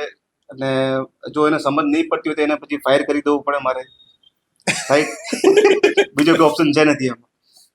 ને અમુક માણસો કેવા હોય છે કે ભાઈ નહીં, કામ કરવું છે મારે પણ મને આવડતું નથી, શીખવું છે, તો આપણે એ રીતે એને શીખવાડીએ છીએ કામ. ને લેબર્સ હોય છે, લેબર્સ બી અમુક વાર કામ નથી કરતા એમાં, કે ભાઈ અમુક વાર એ વધારે ડિલે કરતા હોય છે. તો એજન્સીને અમે ફાયર કરી નવી એજન્સી અંદર ડિપ્લોય કરતા હોય. ઓકે. આપણે તમે જે પૂછ્યું ને એ છે ને એક સ્ટ્રીમ લાઈન છે, ટીમ. આપણી ટીમ જે હોય ને, ટીમની સાથે જ્યારે અનસ્કિલ લેબરની વાત આવે ત્યારે શું થાય કે પહેલાં તો કોઈ નવો વ્યક્તિ જે તમારી ટીમમાં છે ને એ તો પહેલાં તમને નથી સમજી શક્યો કે તમારી ફોલો લાઈનને નથી સમજી શક્યો. એટલે તમે જો એને જવાબદારી સોંપો છો ને તો એ ક્યારેય તમારા અનસ્કિલ લેબરને સાચવી નહીં શકે. કેમ કે અનસ્કિલ લેબર છે ને ઇમોશન્સ સાથે જોડાયેલા હોય. હર એક અનસ્કિલ લેબર કામ કરવા પૈસા માટે જ આવે છે, પણ એ સાથે જોડાયેલો છે એક ઇમોશન સાથે. અને એ બધા જ પ્રેમની ભાષા તો સમજે છે. પ્રેમની ભાષા તો બધા સમજે છે, એ જ હું કહું છું, ઇમોશન સાથે જોડાયેલા છે. એટલે અમારી પાસે એવી એજન્સીઓ છે કે જ્યારે અમે શરૂઆત કરી ને ત્યારથી અમારી સાથે કામ કરે છે. અને ઘણી એજન્સીઓ એવી પણ હોય કે જે અમારી સાથે 2 મહિના 3 મહિના રહીને જતી પણ રહી હોય. તો એ કેવું છે કે અમુક એ પોતાના કારણો હોઈ શકે, પણ તમે કીધું ને એ રીતે અહીંયા આપણે જો વાત કરીએ ને તો પછી એ કન્સ્ટ્રક્શન બિઝનેસ હોય ને તો એમાં એનો લઈ લો કે તમે બીજો કોઈ એવો બિઝનેસ લઈ લો કે જ્યાં તમારે અનસ્કિલ માણસને સાચવવાના હોય ને, ત્યાં અનસ્કિલ માણસને સાચવવા માટે એ પ્રમાણેનો વ્યક્તિ હોવો જરૂરી છે. ત્યાં સ્કિલ હોવી જરૂરી નથી. કોણ સમજાવી શકે છે, કોને મેનેજ કરતા આવડે છે, એ તમે રાઈટ પર્સન ફાઇન્ડ આઉટ કરી લીધો તમારા કંપનીમાં અને તમે એમને એ કામ સોંપી દીધું કે તારે આ લેબરને કે આ ટીમને તમારે હેન્ડલ કરવાના છે, તમારે મેનેજ કરવાના છે, તો એ કરી શકશે. તમે એવા કોઈ વ્યક્તિને આપી દીધું કે જેની પાસે એ સ્કિલ જ નથી હાઉ ટુ મેનેજ, બધું જ એક તમને કીધું એમ ઇમોશન પર ચાલે છે, પ્રેમની ભાષા, અને એના પર જ એ કામ થાય છે. અને ક્યારે પણ તમે લેબર પાસે જો એ રીતે કામ કરાવો ને કે આની પાસે બધું વસૂલ કરાવી લેવું છે, તો તમે ધંધો જ ના કરી શકો. કન્સ્ટ્રક્શનનો ધંધો કરવો હોય ને તો પહેલા તમારે પૈસા લેબર પાછળ છોડતા આવડવા જોઈએ, તો જ તમે કન્સ્ટ્રક્શનમાં મોટું કામ કરી શકો. આજે તમે કોઈ પણ કન્સ્ટ્રક્શન કંપની લઈ લો, જો એ લેબર નહીં સાચવી શકે તો એ ફેલ થશે.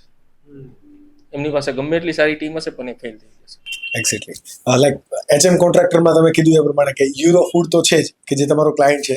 આ સિવાય એવા કેવા કી પ્રોજેક્ટ્સ તમે કરેલા છે કે જે અચીવેબલ છે અને એ અમુક ચેલેન્જીસમાંથી તમે પણ શીખેલા છો? આમ જોવા જાય ને તો યુરો ફૂડ કંપની અમારું ક્લાયન્ટ છે.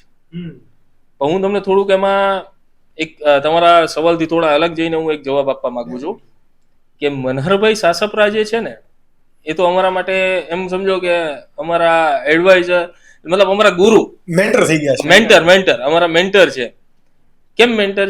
એટલા માટે હું મેન્ટર કહું છું કે એક વ્યક્તિ કે જેને અમને 10 મિનિટમાં અમારા પર ભરોસો કરીને અમને કામ આપ્યું, બરાબર. પછી એ કામ કરવાનું કોન્ફિડન્સ અમારામાં હતો નહોતો એ તો અમને ખબર છે, ને. પણ એમને તો અમારા પર ભરોસો કરીને 10 મિનિટમાં કામ આપી દીધું. એટલે 10 મિનિટમાં જે વ્યક્તિ અમને જે કામ આપે છે ને એની સાથે તો પહેલા અમારું એટલું તો અમે અમારા થોટ પ્રોસેસથી ક્લિયર છીએ કે એમની સાથે કોઈ પણ સંજોગોમાં અમારા નફા નુકસાનમાં પણ અમારે એમને અડધેથી મૂકીને છોડીને જવું નહીં, બરાબર. અને અમને મનહરભાઈ પાસેથી ઘણું બધું શીખવા મળ્યું. તો આ એક વાત થઈ ગઈ મનહરભાઈની, જેમની પાસેથી આપણે ઘણું બધું શીખવા મળે છે. એક તો સૌથી સારામાં સારી વસ્તુ સાહેબ એમની પાસે શીખવાની મળે છે કે કોઈ પણ કન્ડિશન હોય આપણે શાંત રહેવું.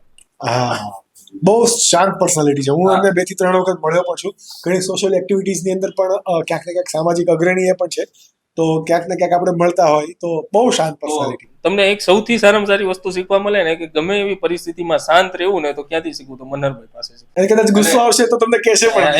એમના નામમાં જ છે ને મનહરી લે એવું છે. એટલે તમે એમની સામે બેઠા હોય ને તો તમે ક્યારેય ના જ ના બોલી શકો, એવી એમનું વ્યક્તિત્વ છે. યુરો ફૂડ તો છે જ, પણ એમના પછી પણ અમને ઘણા બધા એવા લોકો સાથે મળવાનો અને અમને કામ કરવાનો મોકો મળ્યો કે જે અમે અમારું એમ કહેવાય ને કે અમારું સૌભાગ્ય છે કે અમે એમની સાથે જોડાયા અને અમે કામ કરી શક્યા. કેમ કે માત્ર પૈસા માટે નહીં. અમારી જ્યારે ઓફિસનું ઓપનિંગ હતું ને ત્યારે સૌજીભાઈ અમારે ત્યાં ચીફ ગેસ્ટમાં હતા. સૌજીભાઈ ધોળકિયા. તો સૌજીભાઈ ધોળકિયા અમારે ત્યાં સુરત ઓફિસના ઓપનિંગમાં ચીફ ગેસ્ટમાં હતા અને સૌજીભાઈ પાસે અમે છે ને એક લેટર લખાયું. તો કદાચ જે સૌજીભાઈને નજીકથી ઓળખતા હશે ને એ બધાને જ ખબર હશે કે સૌજીભાઈ જ્યારે લખે ને તો તેમને મતલબ કે લખવાનું અને એમનું હેન્ડ રાઇટિંગ એ સમજવું થોડું અઘરું થાય. એ સામેથી કહે છે કે તમે મારી પાસે લખાવો તો જો, પણ આ તમારે શાંતિથી ને ધીમેથી વાંચવું પડશે, સમજતા થોડી વાર લાગે. પણ ત્યારે અમને એક વસ્તુ લઈ ગઈ હતી ને એમાંથી અમને એક વસ્તુ અમે અમારા મગજમાં ફિટ કરી દીધી હતી એ દિવસથી કે ક્વોલિટી કામ કરવું, બેસ્ટ કામ આપવું, પૈસા પાછળ ના દોડું. પૈસો છે ને એટલે કે મની એ છે ને, મની એ બાય પ્રોડક્ટ છે, બાય પ્રોડક્ટ ડેફિનેટલી. બરાબર. અને જ્યારે એમને લેટર લખીને ગયા હતા ને ત્યારે તો અમને મની જોઈતું હતું. એટલે થોડો સમય માટે ઘણી વાર એવો વિચાર આવે કે મની બાય પ્રોડક્ટ કેવી રીતે હોય શકે, મની ફર્સ્ટ પ્રોડક્ટ હોય. પણ નેવર, મની બાય પ્રોડક્ટ જ છે. ફર્સ્ટ છે આપણા રિલેશન. આપણે જેની સાથે કામ કરીએ છીએ રિલેશન બહુ ઇમ્પોર્ટન્ટ છે. એટલે હું તમને કહું છું કે અમારું સૌભાગ્ય છે, અમે ઘણા એવા લોકો સાથે કામ કર્યું. હું સ્પેશિયલી થેન્ક યુ કહેવા માંગુ છું. અમારા એક ભાવેશભાઈ કરીને આપણા એક ફોરક્યુબ ઇન્ડસ્ટ્રીમાં એક ડાયરેક્ટર છે. ફોરક્યુબ ઇન્ડસ્ટ્રીના એમ તો અમે ફોરક્યુબ ઇન્ડસ્ટ્રી બનાવી ને, ફોરક્યુબ ઇન્ડસ્ટ્રીના બધા જ ડાયરેક્ટરો બહુ સરસ અમારા મિત્રો છે. પણ હું ભાવેશભાઈનું એટલા માટે સ્પેશિયલ નામ લઉં છું કે ભાવેશભાઈ કરીને જે એમના એક ડાયરેક્ટર છે ને, ભાવેશભાઈ અમને અમારી જેટલી ભૂલો થતી ને એ ભૂલો પછી અમને એકલામાં લઈ જતા ને અમારા ખંભા પર હાથ મૂકીને અમને કહેતા કે ભાઈ આવું કરો ને તો આવું સારું થશે, તું આવો સારો માણસ તારી ટીમમાં લાવ ને તો તને આટલું શાંતિથી કામ થશે. તું આવી રીતે આ ક્વોલિટીમાં જે ધ્યાન આપે છે એટલું જ ધ્યાન આપવાનું બીજાને તું શીખવાડી દે તો તારી જગ્યાએ એ માણસ કામ કરી શકશે, બરાબર ને. એટલે ટીમ બિલ્ડ કરવા માટેનું જો અમને સૌથી સારું ક્યાંયથી શીખવા મળ્યું હોય ને તો ભાવેશભાઈ શીખવાય. ભાવેશભાઈ એવું કીધું કે right person at the right place હોવો જોઈએ તો જ તમે કામ કરી શકો. અને આજે અમારા બહુ સારા મિત્ર છે ભાવેશભાઈ. એ સમયે ક્લાયન્ટ હતા પણ અત્યારે તો અમારા બહુ સારા મિત્ર છે. એમના કદાચ અમારી એવું સમજો કે અમારી વાત ના થાય તો અમને એવું લાગે કે કેમ ભાઈ ફોન નથી કરતા. અમે એમ હકથી કહીએ કે કેમ અમને ભૂલી ગયા, અમારી વાત કેમ નથી. આવી મિત્રતા અમારી એમની સાથે છે. એમના પછી પણ ઘણા બધા એવા ક્લાયન્ટ હતા. મેં તમને કીધું જેમ ભાવેશભાઈ છે. અત્યારે એવું સમજો કે અમારા છે ને 100% અમારા જે ક્લાયન્ટ હતા ને એમાંથી 90% અમારા મિત્રો છે. ને અમારા ઉંમરથી 15 થી 20 વર્ષ મોટા અને બધા અમારાથી 15-20 વર્ષ મોટા અને બધા મિત્રો છે. એવા મિત્રો છે કે અમારે એક મુકેશભાઈ ગઢવી કરીને છે, જેમની અમે ફેક્ટરી બનાવી. કદાચ અમે મુકેશભાઈને હું ક્યારે મહિનામાં 2 વાર ફોન નહીં કરતો હોય, મુકેશભાઈનો મહિનામાં 2 વાર મને ફોન આવે.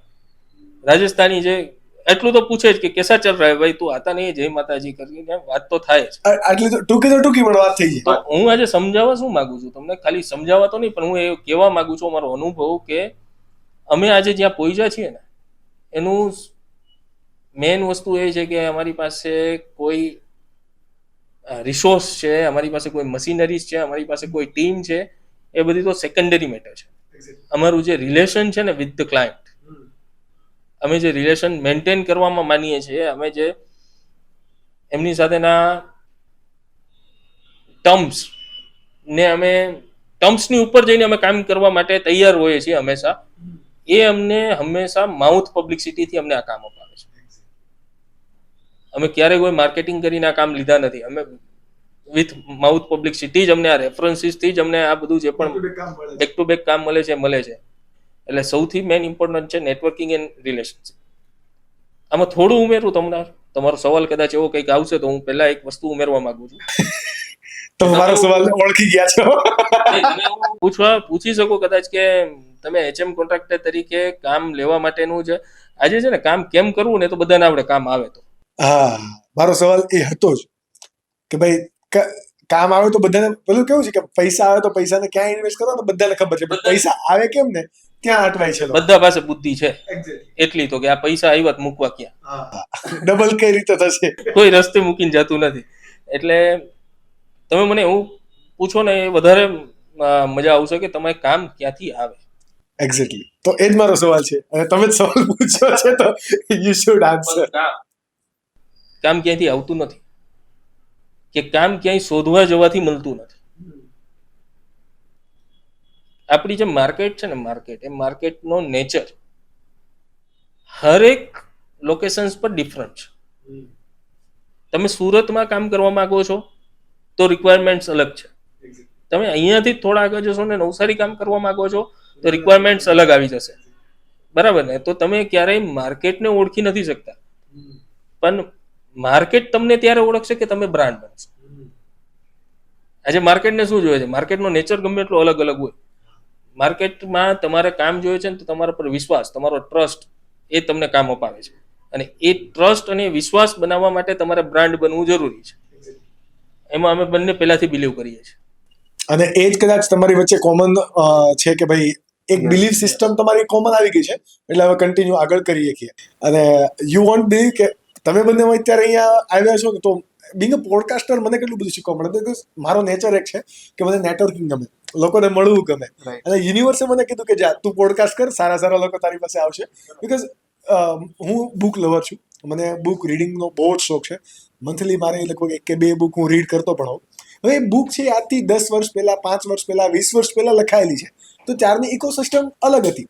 Right. હવે અત્યારનું આફ્ટર કોરોના 2024નો માહોલ, 2025નો માહોલ, તમારો અનુભવ, આ બધું કહેવાય ને કે બાય પ્રોડક્ટ છે. એ પૈસા કરતાં પણ સાઈડની વસ્તુ છે, પણ અત્યારે મને મળી રહ્યું છે. લાઈક આઈ એમ લકી કે મને આવા લોકો પણ મળે છે, લોકો પાસેથી શીખવાનું મળે છે. અને આ ડેફિનેટલી અમે અમારા બિઝનેસની અંદર પણ, because I am not as much like તમારો જેટલો એક્સપિરિયન્સ છે એટલો બધો મને બિઝનેસમાં એક્સપિરિયન્સ નથી, કારણ કે તમારે 7 થી 8 વર્ષ છે અને મારા હજી 3 વર્ષ જ પૂરા થયા છે. તો લાઈક આ મારા માટે બહુ મોટું લર્નિંગ છે. એટલે બુક્સ છે ને, બુક્સ તો 100% આપને સપોર્ટ સિસ્ટમ છે, હા, બ્લુ પ્રિન્ટ નથી એ. પણ એ બ્લુ પ્રિન્ટ નથી. એ બ્લુ પ્રિન્ટ કોઈની હોઈ શકે છે જેમને બુક ઓથર છે, જેમને બુક લખી છે. એટલે બુક્સ તમને કામ આવશે તમારા માઇન્ડસેટ બનાવવા માટે. તમારો એક માઇન્ડસેટ છે ને, તો એમાં થોડા ચેન્જીસ લાવવા માટે તમને 100% બુક્સ કામ આવશે. પણ હું કોઈને એવું કહું કે 0 રૂપિયાથી તમે કરોડોનો કોન્ટ્રાક્ટિંગ બિઝનેસ કરી શકો છો, આ લોકોએ જો કર્યો 0 રૂપિયાથી. હું કહું કે તમારી પાસે રૂપિયા નથી, તો ભાઈ ક્યાં કામ છે? રૂપિયાનું કોઈ કામ છે? કોઈ કામ નથી. તમે 0 રૂપિયાથી કરોડો રૂપિયાનો કોન્ટ્રાક્ટિંગ બિઝનેસ, કન્સ્ટ્રક્શન બિઝનેસ કરી શકો છો. તો સામેવાળો મને એવું જ પૂછશે કે કેવી રીતે નથી પોસિબલ? કેમ? વાત એવી અનુભવની. હું આજે ત્યારે બોલું છું કે આ અનુભવ મને થઈ ગયો. અને આ એચએમ કોન્ટ્રાક્ટરની અંદર રિયલી તમે પ્રૂવ કરી દીધું છે. સાહેબ, વગર પૈસે અમે આ ધંધો ચાલુ કર્યો. તો કોઈ ઇન્વેસ્ટમેન્ટ જ નહીં. 0 ઇન્વેસ્ટમેન્ટ ને નો સિંગલ. અત્યારે મારા ઘરની 1 રૂપિયાની મૂડી આમાં ધંધામાં લાગી નથી. અને તાર ટર્નઓવર કેટલું છે? 20 કરોડ. અને આજે તમે આજનું ટર્નઓવર પૂછ્યું, તમે આજથી 3 વર્ષ પહેલાનું ટર્નઓવર પૂછશો ને, તો 3 વર્ષ પહેલાનું ટર્નઓવર અમારું 1 કરોડ રૂપિયા હતું. અને 3 વર્ષ પછીનું આજે અમારી પાસે ઓન ગોઈંગ પ્રોજેક્ટ છે 40 થી 50 કરોડના. અને આ ફાઇનાન્શિયલ યર અમે ક્લોઝ કરીશું વિથ ધ 20 કરોડ. અને મતલબ 3 વર્ષની અંદર 20 ગણો બિઝનેસ ગ્રોથ, એટલે આ બહુ મોટી અચીવમેન્ટ છે. અને એમાં સિંગલ રૂપિયો કોઈ નથી ઘરનો, સિંગલ ઘરનો કોઈ રૂપિયો નથી. એટલે વાત આવી હવે બુક્સ અને અનુભવની. બુક્સે મને એ શીખવાડ્યું કે આ ધંધો થાય, આ ધંધો કરાય, શીખવાડ્યું. સિવિલ એન્જિનિયર બનાવ્યો મને બુક્સ. પણ અનુભવે મને એ શીખવાડ્યું કે 0 રૂપિયાથી કેવી રીતે કરાય. અને હું તો આજની તારીખે પણ કહું છું કે કદાચ તમારા કોન્ટેક્ટમાં કોઈ હોય એવા સિવિલ એન્જિનિયર છોકરાઓ કે બીજા કોઈ પણ વ્યક્તિ કે જેને કન્સ્ટ્રક્શન બિઝનેસમાં આવવું છે, એઝ અ કોન્ટ્રાક્ટર કામ કરવું છે ને, એમને જો કંઈક માહિતી જોઈએ છે ને કંઈક જોવું છે, જાણવું છે, તો 24 અવર્સ કોન્ટેક્ટ કરે. એવું નથી કે તો અમને બધું જ આવડે છે. હા, પણ જેટલું આવડે છે એમાંથી અમારાથી મોટા મોટા કોન્ટ્રાક્ટર સુરતમાં છે. પણ કદાચ એ લોકોને એટલે લોકો ઓળખતા હશે, નહીં ઓળખતા હોય કદાચ, એટલે પણ બની શકે કે એ પોતાની વેલ્યુ ક્રિએટ કરવામાં સમય નહીં મળ્યો હોય એમને. અને અમને કદાચ એટલા માટે ઓળખશે કે અમે બ્રાન્ડ ઉપર વધારે ફોકસ કર્યું છે. અમે હંમેશા છે ને ઓનલાઈન અમારી પ્રેઝન્સ હોય છે, ઓનલાઈન પ્રેઝન્સ હોય છે. તમે આજની તારીખે પણ જો સર્ચ કરો ને કે best contractor in the Surat કે best contractor in the South Gujarat, તો અમે એમાં ટોપ 5 હોય આજની તારીખે. પણ અહીંયા બેઠા છીએ તમે સર્ચ કરી લો, અમે ટોપ 5 જ હોય. કેમ કે આપણી પોતાની બધે પ્રેઝન્સ રાખવીને બહુ જરૂરી છે. એ મારા અનુભવે અમને શીખવાડ્યું છે સાહેબ. અને તમને કીધું એમ કે અનુભવ એટલે એવું કે આજે આપણે એવું દુઃખ તો કરી નથી શકતા ને કે ભારત આઝાદ થઈ ગયો એટલે આપણે ફ્રીડમ ફાઈટર નહીં બની શકીએ. એક્ઝેક્ટલી. તો ભારત તો આઝાદ થઈ ગયો, એ તો થવાનું હતું. એ સમયે જેમને મહેનત કરી અને ફ્રીડમ ફાઈટર્સ બન્યા એટલે આઝાદ થઈ ગયું છે. પણ બની શકે કે તમે અત્યારના એ ફ્રીડમ ફાઈટર્સ બનો કે ભારતને આપણે દુનિયાના બીજા ત્રીજા નંબરે કે ત્યાં પહોંચાડવા માટેની આપણે જે મહેનત કરવાની છે બધા ભારતીય તરીકે ભેગા થઈને, તો આપણે એઝ અ ઇન્ડિયન આપણે એ ફ્રીડમ ફાઈટર્સ બનવું જોઈએ કે આપણે એન્ટરપ્રિનર્સ બનીએ. અને જો આપણે એક એન્ટરપ્રિન્યોર, આપણામાંથી એક વ્યક્તિ આ આપણું પોડકાસ્ટ સાંભળીને કદાચ 10 વ્યક્તિ એવા નીકળ્યા કે જે એન્ટરપ્રિન્યોર બનવા માટે, ધંધામાં આવવા માટે જો તૈયાર થઈ જાય અને જો એ બની જશે ને, તો એવા કેટલા પરિવારોને નિભાવી શકશે. એક્ઝેક્ટલી. અને અમારો પોડકાસ્ટ કરવાનો ઇન્ટેન્શન જ આ છે, બીકોઝ 2047 સુધીમાં મોદી સાહેબ તો આપણને કહે છે, બટ એ કરવાની એઝ અ નાગરિક તરીકે આપણી પહેલી ફરજ છે. આપણે સ્વતંત્રતા સેનાની તો નહીં જ બની શકીએ, અને અમારું આખો કોર ઇન્ટેન્શન જ એ છે. Right. સ્કિલ જોગી શોનો ઇન્ટેન્શન જ એ કે વધારેમાં વધારે લોકો એન્ટરપ્રિનર બનીને મેક્સિમમ લોકોને રોજગારી આપે, અને ભારતની પ્રોડક્ટ બહાર જાય, એક્સપોર્ટ કરતા થાય લોકો, અને વિદેશી હુંડિયામણ જે છે એ ઇન્ડિયામાં અને ભારતમાં સત્તા બને. આ જ અમારું એક સપનું છે, અને ધીસ ઇઝ ધ ઇન્ટેન્શન. ઘણા સમયથી તમે ક્યારેક કોઈને મળશો ને તો કોન્ટ્રાક્ટર તરીકેમાં છે ને તમને એવા વ્યક્તિઓ પણ મળશે કે જે 20 વર્ષથી કોન્ટ્રાક્ટિંગનો બિઝનેસ કરે છે. હા ને, તમે આજે એને મળશો ને તોય આજે એ જ પરિસ્થિતિમાં કામ કરે છે. કેમ? ભૂલ એમની ખાલી એટલી જ છે કે એમને ટીમ ના બનાવી. અને સમય સાથે અપગ્રેડ પણ સમય સાથે અપગ્રેડ ના થયા. સમય સાથે અપગ્રેડ થવું એ જ બનાવવું. ટીમ બનાવો, સારી ટીમ બનાવો. સારી ટીમ તમારી સાથે આવશે ને તો ટીમ જ તમને શીખવાડશે કે હાઉ ટુ અપગ્રેડ, તમારે આગળ કેમ આવવું. આજે મારી ટીમમાં એવા એવા વ્યક્તિઓ છે કે જે મને કે મુકેશભાઈને નથી આવડતું ને એ લોકોને આવડે છે. અમને આજની તારીખે અમુક વસ્તુઓ નથી આવડતી તો અમારી ટીમના મેમ્બર્સને આવડે છે, અને અમે ક્યારેય એવું નથી વિચાર્યું કે એને આવડે છે તો આપણાથી હોશિયાર કેમ છે. હું તો એવું જ માનું છું કે મારી ટીમમાં આવેલા બધા જ માણસો મારાથી હોશિયાર હોય. હોવા જોઈએ, બીકોઝ એમને તો એક્સપેરિમેન્ટ કરવાના છે, એમને તો વર્ક કરવાનું છે. એ જ જો સાથે હશે ને તો જ તો આપણે આરામથી બેસી શકીએ. આજે છે ને એક માઇન્ડસેટ છે કોન્ટ્રાક્ટરમાં બનવું ને એટલે એક માઇન્ડસેટ છે. લોકો કેમ નથી આવતા કન્સ્ટ્રક્શનમાં? તો એક માઇન્ડસેટ છે કે સવારે 8 વાગે ઉઠીને મારે સાઇટ પર જવાનું, નાકા ઉપરથી લેબલ લાવવાના, લેબલ લાવીને મારે કન્સ્ટ્રક્શન કરાવવાનું, સાંજે 6:30 પાછા મૂકવા જવાના, અને એમને એક દિવસે કે બે દિવસે રોજનું રોજ એને આપી દેવાનું. રોજે રોજનું આપી દેવાનું. બરાબર ને? આ સૌથી મોટો માઇન્ડસેટ છે કે તમારે સાઇટ પર જવાનું. હું તમારી સાથે આજે બેઠો છું સવારથી બપોર સુધી, અથવા તો તમે આખો દિવસ મને બેસાડી રાખો ને મારા ફોન બંને અહીંયા મૂકી દો, અને જો હું ધારું કે મારે કોઈ પણ સાથે વાત નથી કરવી છતાં પણ મારી સાઇટ ચાલવી જોઈએ તો ચાલે. બીકોઝ ઓટો પાયલટ ઉપર બિઝનેસ છે. ઓટો પાયલોટ આખું છે. અમારી ટીમ ઓપરેશન લેવલે બહુ સારું કામ કરે છે. તો હું એવું કહું છું હરેક એવા વ્યક્તિને કે જે કન્સ્ટ્રક્શનને ભૂલી જાઓ, કન્સ્ટ્રક્શન વર્ડ તો કાઢી જ નાખો, ધંધો કરવો છે ને તો ટીમ જોશે. 2 હાથથી જેટલું કામ થાય ને એના કરતાં વધારે 1000 હાથથી કામ થાય, અને 1000 હાથ જોડવા જ પડે આપણે. ડેફિનેટલી નહીં તો તાજમહેલ આજે બન્યો જ ના હોત. હા, આજે સાહેબ 20,000 ફૂટના જે સ્લેબ ભરાતો હોય અમારે કાસ્ટ થતો હોય તો અમે બે નીબી જઈએ ને સાઈડ પર તો તો પણ બી કામ કામ થઈ જાય. બાકી બીજા બધા જે જૂનવાણી જે કોન્ટ્રાક્ટર સવારે 5 વાગે ઉઠીને સાઈડ પર જાય, આખું સેટઅપ કરે, હા ત્યાં ઉભા રહીને સ્લેબ ભરાવડાવે, એ માઇન્ડસેટથી આપણે ધંધો નથી કરતા. નથી કરતા. લાઈક તમે અત્યારે જે કન્સ્ટ્રક્શન બિઝનેસમાં છો, ઓફકોર્સ તમારા બંનેના ફેમિલી બેકગ્રાઉન્ડ પણ કંઈક આવું છે. તમારા ફાધર રિયલ એસ્ટેટમાં ડેવલપર તરીકે છે, તમારા ફાધર કોન્ટ્રાક્ટર તરીકે છે. તો તમારી આ જર્નીની અંદર એમનો શું રોલ, મુકેશભાઈ? જર્ની માટે હું મારી જર્ની થોડી કહી દઉં તમને તો. હાજી. 2000 ને આપણું જે 8માં આપણું જે પાસ આઉટ થયું ને એના પછી જે 12માં જે ટકાવારી ઓછા આવી એના લીધે આપણે પાછું બેકફૂટ પર જઈને ડિપ્લોમા ચાલુ કર્યું.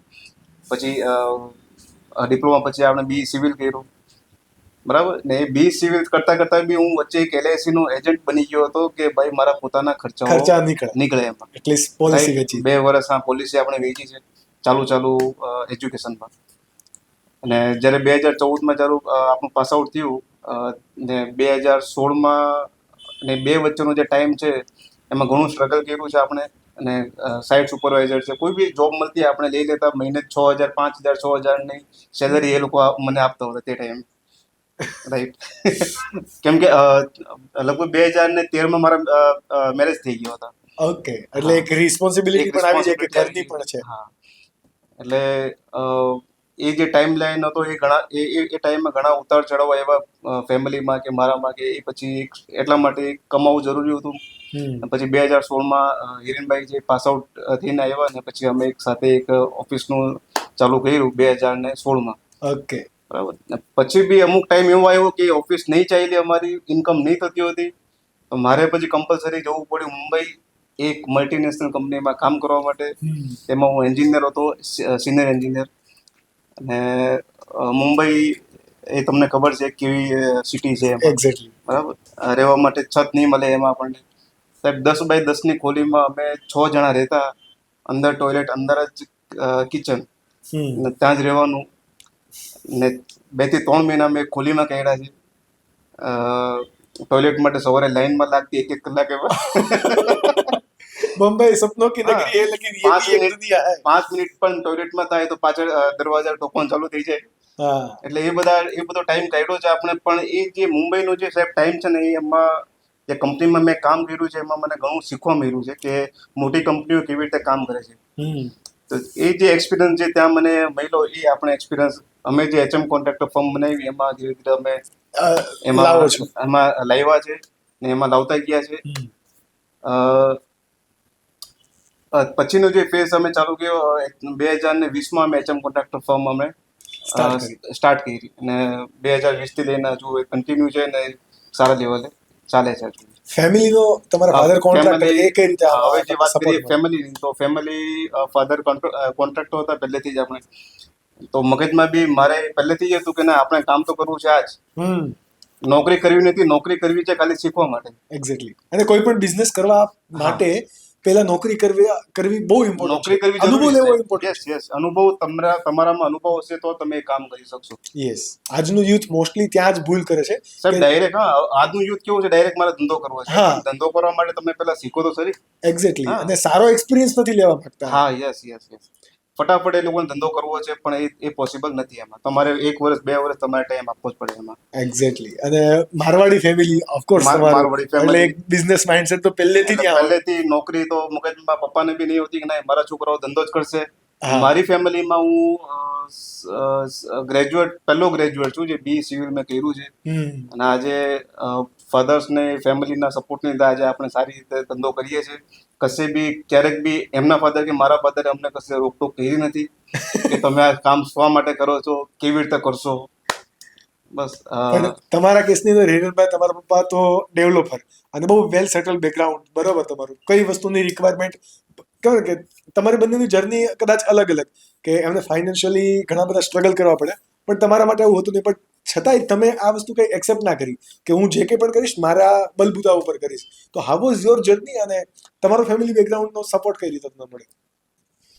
એક્ઝેક્ટલી છે ને કે ફેમિલીની જ્યારે વાત કરીએ ને ત્યારે ફેમિલીમાં આપણે જ્યાં સુધી ફેમિલી ઉપર ડિપેન્ડેડ હોય ને ત્યાં સુધી આપણે રિયાલિસ્ટિક ખબર નથી કે જેમ કે મારા ફાધરે મારું પરિવાર કેવી રીતે ચલાવ્યું હશે ને એ પરિવારને ખબર કેમ પડશે? નહીં પડે. અને ક્યારેય છે ને એક વ્યક્તિ જ્યારે ક્યાંય ધંધો કરવા માટે જાય છે, સવારથી સાંજ ધંધો કરીને ઘરે પાછો આવે છે, તો રાતે આવીને ક્યારેય સ્ટોરી સંભળાવતો નથી કે આજે હું આ કરીને આવ્યો. બરાબર ને? એટલે કોઈ પરિવારને ખબર ના હોય કે પેલો માણસ ત્યાં જઈને શું કરીને આવ્યો અને પરિવાર ચાલે છે.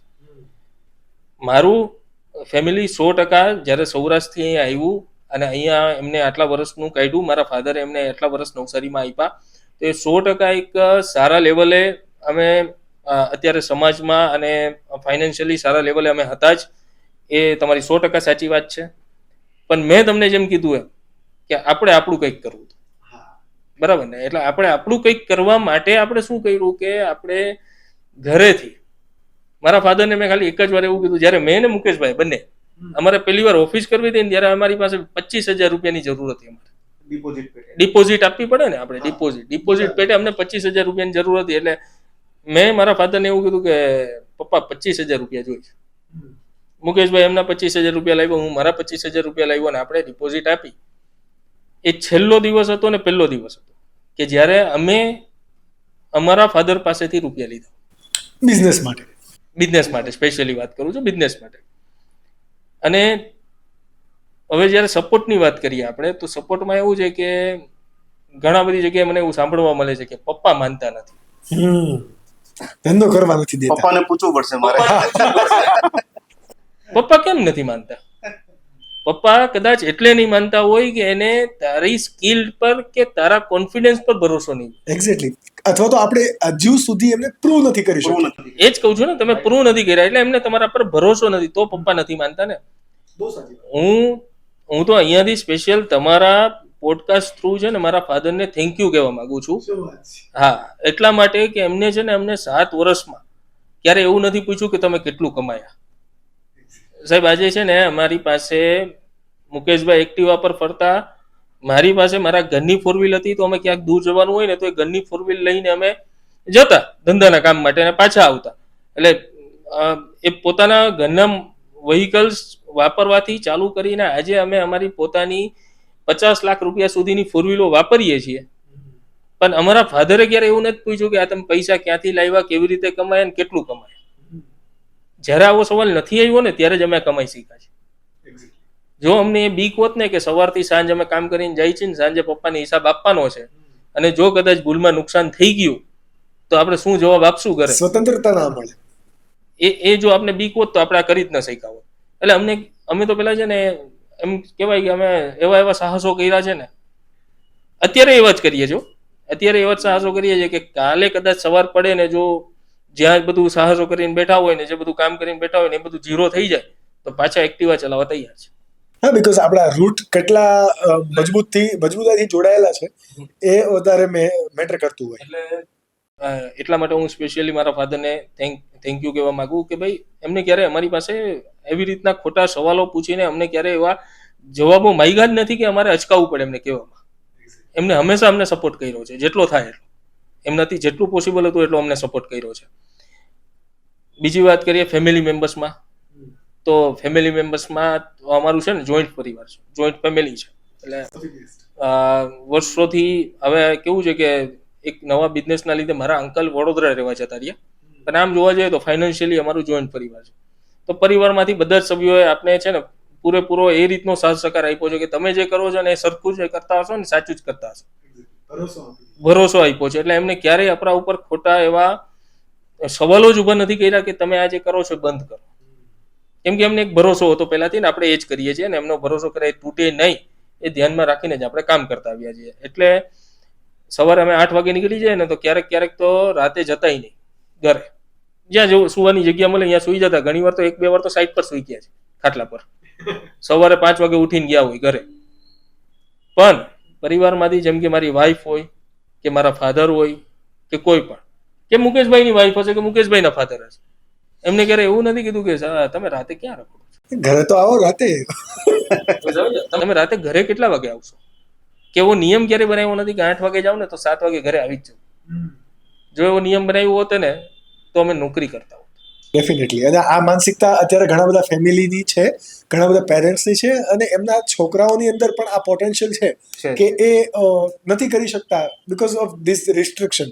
બટ અગેન જે આપણે પહેલા વાત થઈએ કે એ યંગસ્ટર કે કોઈ પણ એન્ટરપ્રિન્યોર બનવા માંગે છે તો એમને પહેલા કંઈક ફેમિલીને પ્રૂવ કરી બતાવવું પડશે. બીકોઝ તમે જે કીધું એટલે હું મારી સ્ટોરીને બહુ ત્યાંથી રિલેટ કરી શકું. બીકોઝ અમે પણ એક સમય પ્રૂવ નહોતું કર્યું તો ત્યાં સુધી અમારી પાસે રિસ્ટ્રિક્શન હતા. હવે અમે પ્રૂવ કરી બતાવ્યું છે, અમારી પાસે કોઈ રિસ્ટ્રિક્શન નથી. એ જ છે કે તમે તમારા સેલ્ફને પ્રૂવ કરી આપો ને. અને કોઈ એવું માનતું હોય કે પ્રૂવ કરવા માટે પૈસા જોઈએ, નથી જોતા. તમે માનશો નહીં, આજે છે ને એક નવસારીમાં એક નવસારી ચેમ્બર ઓફ કોમર્સનો એક પ્રોગ્રામ હતો. મારા ફાધર હમણાં જ એમાં સેક્રેટરી તરીકે ઇલેક્ટ થયા છે, તો એનો જ પ્રોગ્રામ હતો અને અમે બધા બેઠા હતા. તો એક બાપ તરીકે, એક ફાધર તરીકે એ ક્યારે પ્રાઉડ ફીલ કરે. તો એનો એક હું કિસ્સો તમને કહું છું કે પ્રોગ્રામ હતો, અમને તો કોઈને કઈ જાણકારી હતી નહીં, કોઈ વસ્તુની કઈ ખબર હતી નહીં. અમે તો પ્રોગ્રામમાં ગયા હતા ને એમાં એક ચીફ ગેસ્ટમાં હતા આપણા મનહરભાઈ સાસપરા યુરોમાંથી. એટલે એમની relate to chamber of commerce એમની સ્પીચ હતી અને એમને સ્પીચ આપવા માટે ઊભા થયા અને એ સ્પીચ એમની ચાલતી હતી. એ સ્પીચની વચ્ચે એમને સ્પેશિયલ અમારું નામ લીધું. એમને કીધું કે અહીંયા બેઠા છે ને હિરેનભાઈ, જીતુભાઈના સન છે, એ મારે ત્યાં 4 વર્ષ 5 વર્ષથી કન્ટિન્યુઅસ એઝ એ કોન્ટ્રાક્ટર કામ કરે છે ને 4 થી 5 લાખ ફૂટનું એમને બાંધકામ પૂરું કર્યું છે. એ સૌથી પ્રાઉડ. આ પ્રાઉડ મોમેન્ટ હોય કોઈ એક પેરેન્ટ્સ માટે. પૈસો ક્યારે પ્રાઉડ મોમેન્ટ નથી હોતી. પૈસો તો એ એમને જીવનમાં કમાયા છે અને એમને ઊભું કર્યું છે. એટલે તમારા 5-25 લાખથી એમને કોઈ ફરક પડતો નથી. અત્યાર સુધીની સર્વાઈવ જ આપણને એમણે કર્યા. હા, એમને જ સર્વાઈવ કર્યા છે. એટલે કોઈ એવું વિચારતું હોય કે આપણે 5-25 લાખ કમાઈ લેશું ને તો આપણું પરિવાર આપણે ક્યાંય અટકાવશે નહીં. પૈસો ક્યારેય ફરક નથી પડતો. તમારો સ્વભાવ, તમે કેવી જગ્યાએ કામ કરો છો, તમે શું સમાજ માટે કરો છો, તમારા વિચારો શું છે, એ તમારા પરિવારને જ્યારે ખબર હોય ને ત્યારે પરિવાર તમને 100% સપોર્ટ કરે. એક્ઝેક્ટલી. આપણે પોડકાસ્ટને થોડાક એન્ડ તરફ લઈ જઈએ. એચએમ કોન્ટ્રાક્ટર હવે ઇન ફ્યુચર શું કરવાનું છે? Like what are your mission and vision for the future? બંને અમે અમારું થોડું શેર કરીશું. કેમ કે બંનેના વિચારો કંઈક હોય. તમે આ સવાલ અચાનક પૂછ્યો છે. એક્ઝેક્ટલી આ મેં તમને કહે આ મોસ્ટલી આપણા પોડકાસ્ટ ની અંદર બધું ઓર્ગેનિક હોય છે. પણ મોટે ભાગે તો કેવું હશે કે કદાચ અમારું મળતું જુલતું નીકળશે. ડેફિનેટલી 100%. અમે છે ને HM ગ્રુપ એક કોન્ટ્રાક્ટર તરીકે ચાલુ કર્યું હતું. હવે અમે એમને ડાયવર્સિફાઈડ કરવા માંગીએ છીએ. HMમાં કન્સ્ટ્રક્શન તો અમે કરીએ જ છીએ, જે અમારી કોર સ્ટ્રેન્થ છે. પણ હવે અમે HMમાં છે ને કંઈક નવી ઇન્ડસ્ટ્રી તરફ પણ અમે ફોકસ કરી રહ્યા છીએ, જેમને HM ગ્રુપથી અમે આગળ લઈ જવા માંગીએ છીએ, જેમાં અમે કદાચ થોડા જ સમયની અંદર તમને જાણવા મળશે. અમે HM RMC ready mix concrete બિઝનેસમાં એન્ટર થઈ રહ્યા છીએ. અને અમારી એક છે ને બેઝિક સિસ્ટમ છે. અમને કોઈ એમ કે ને આ ધંધો ના કરાય, એ પહેલા કરવાનું. એ અમે પહેલા અમને ઘણા બધાએ કીધું આ ધંધો ન કરાય ભાઈ. મેં કીધું હવે તો આ જ ધંધો કરવો છે, આપણે જોઈએ કે શું થાય છે. આ જ ધંધો કરવો છે. કદાચ બનશે વર્ષ પછી પાછા આપણે ભેગા બેઠા હશું ને ત્યારે HM RMC પર વાત કરતા હશું, રેડી મિક્સ કોન્ક્રીટ પર. એટલે અમે રેડી મિક્સ કોન્ક્રીટના બિઝનેસમાં આગળ વધી રહ્યા છીએ. એનું અમારું ઘણું બધું તૈયાર થઈ ગયું છે ને અમે થોડા જ સમયની અંદર એમાં આવીએ છીએ. અમારા અમુક થોડા ગોલ નક્કી કર્યા છે, બહુ લાંબા સમય સુધી નહીં, પણ 2025 સુધીના અમે ગોલ નક્કી કર્યા છે, જે અમે વિચાર્યું છે કે 2025 સુધીમાં અમે 100 કરોડની ટર્નઓવર કરતી કંપની બનાવીએ. હવે એક જ વર્ષ બાકી છે, બસ 1.5 વર્ષ ગણી લો તો 100 કરોડ સુધીના અમારા ઓન હેન્ડ પ્રોજેક્ટ્સ હોય, અમે ટર્નઓવર કરતી કંપની બનાવીએ. અમારી સાથે જે ટીમ જોડાયેલી છે એ ટીમ અમારી 100 થી ઉપરની ટીમ હોય, જે સ્કિલ્ડ ટીમ છે. તે અમે RMC પ્લાન્ટ જો અત્યારે ઓપન કરીએ છીએ તો અમે 2 વર્ષની અંદર બીજા 5 RMC અલગ અલગ લોકેશન, ગુજરાતના અલગ અલગ લોકેશન પર 5 RMC બીજા પ્લાન્ટ અમે ઓપરેટ કરતા થઈએ. તો આવા બધા નાના નાના અમે ગોલ બનાવ્યા છે. હું આને એટલા માટે નાનો ગોલ કહું છું કે જ્યારે 1 કરોડથી 20 કરોડે પહોંચ્યા છીએ તો 20 થી 100 તો, અને સૌથી મેઇન ગોલ છે, બિઝનેસને ગોલ ભૂલી જાઓ. અમે એ ગોલ લઈને ચાલીએ છીએ કે અમે જેટલું કમાઈએ છીએ અને અમે જેટલા સક્સેસ થઈશું, કે અમને જે સક્સેસ મળશે, અમને જે રૂપિયા આવશે, અમે જે કમાશું, કે અમારી કંપની જે કામ કરશે, એમાંથી જે મેક્સિમમ અમે સમાજ માટે આપી શકીશું. દશાંશ કે એનાથી પણ વધારે એવો આંકડો તો ક્યારેય મગજમાં નથી રાખ્યો કે આટલું આપવું છે, કેમ કે જ્યારે એવી બાઉન્ડ્રી ક્રિએટ કરીએ ને તો અમે અટકી જઈએ કે આટલું તો આપી દીધું, હવે નથી આપવું. પણ અમે એવું વિચારીએ છીએ કે જ્યાં અમારી જરૂર પડે અને અમે જેટલું સમાજ માટે કામ કરી શકીએ, આપણા સમાજ માટે, એટલું અમે કરવા માટે તૈયાર છીએ. પણ અમે 100% તમે જે બોલ્યા એવું અમે વિચારીશું કે અમે અમારા ભાગનો 10% તો કદાચ સમાજ સેવા માટે આપી શકીએ. અને એમાંથી કોઈક સારા છોકરાઓ ભવિષ્યના એન્ટરપ્રિન્યોર બને, ઉદ્યોગ સાહસિક બને અને આ દેશને હજુ આગળ આવીને આવી રીતે વધારતા રહીને લઈ જાય. એક્ઝેક્ટલી. તમે કન્સ્ટ્રક્શન વિશે તો મારા તો ઘણા બધા બેરિયર જે હતા એ તમે મને કરી દીધા, બરાબર, મને સોલ આઉટ તમે કરી આપ્યા. વન લાસ્ટ ક્વેશ્ચન કે અત્યારે કન્સ્ટ્રક્શન કે આપણું કોઈ પણ એજ્યુકેશન લઈ લો, અને જે અત્યારે ફિલ્ડ છે, રિયલ લાઈફ ફિલ્ડ છે અને અત્યારે આપણું એજ્યુકેશન છે, શું એવા ચેન્જીસ હોવા જોઈએ કે જેનાથી વધારે સ્કિલ્ડ લોકો મળે, કે જે ભારતની રિક્વાયરમેન્ટ છે? એન્ટરપ્રિન્યોર નથી બનતા. ભારતની એજ્યુકેશન સિસ્ટમ એ નોકર બનાવવાનું કામ ડેફિનેટલી કરે છે, બટ એન્ટરપ્રિન્યોર બને એ માટે એજ્યુકેશન સિસ્ટમમાં શું ચેન્જીસ આવવા જોઈએ? વિથ યોર એક્સપિરિયન્સ સિવિલ એન્જિનિયરિંગની અંદર શું હોવું જોઈએ? PMC છે તો આ બધા કઈ રીતે લાઈન આવવી જોઈએ?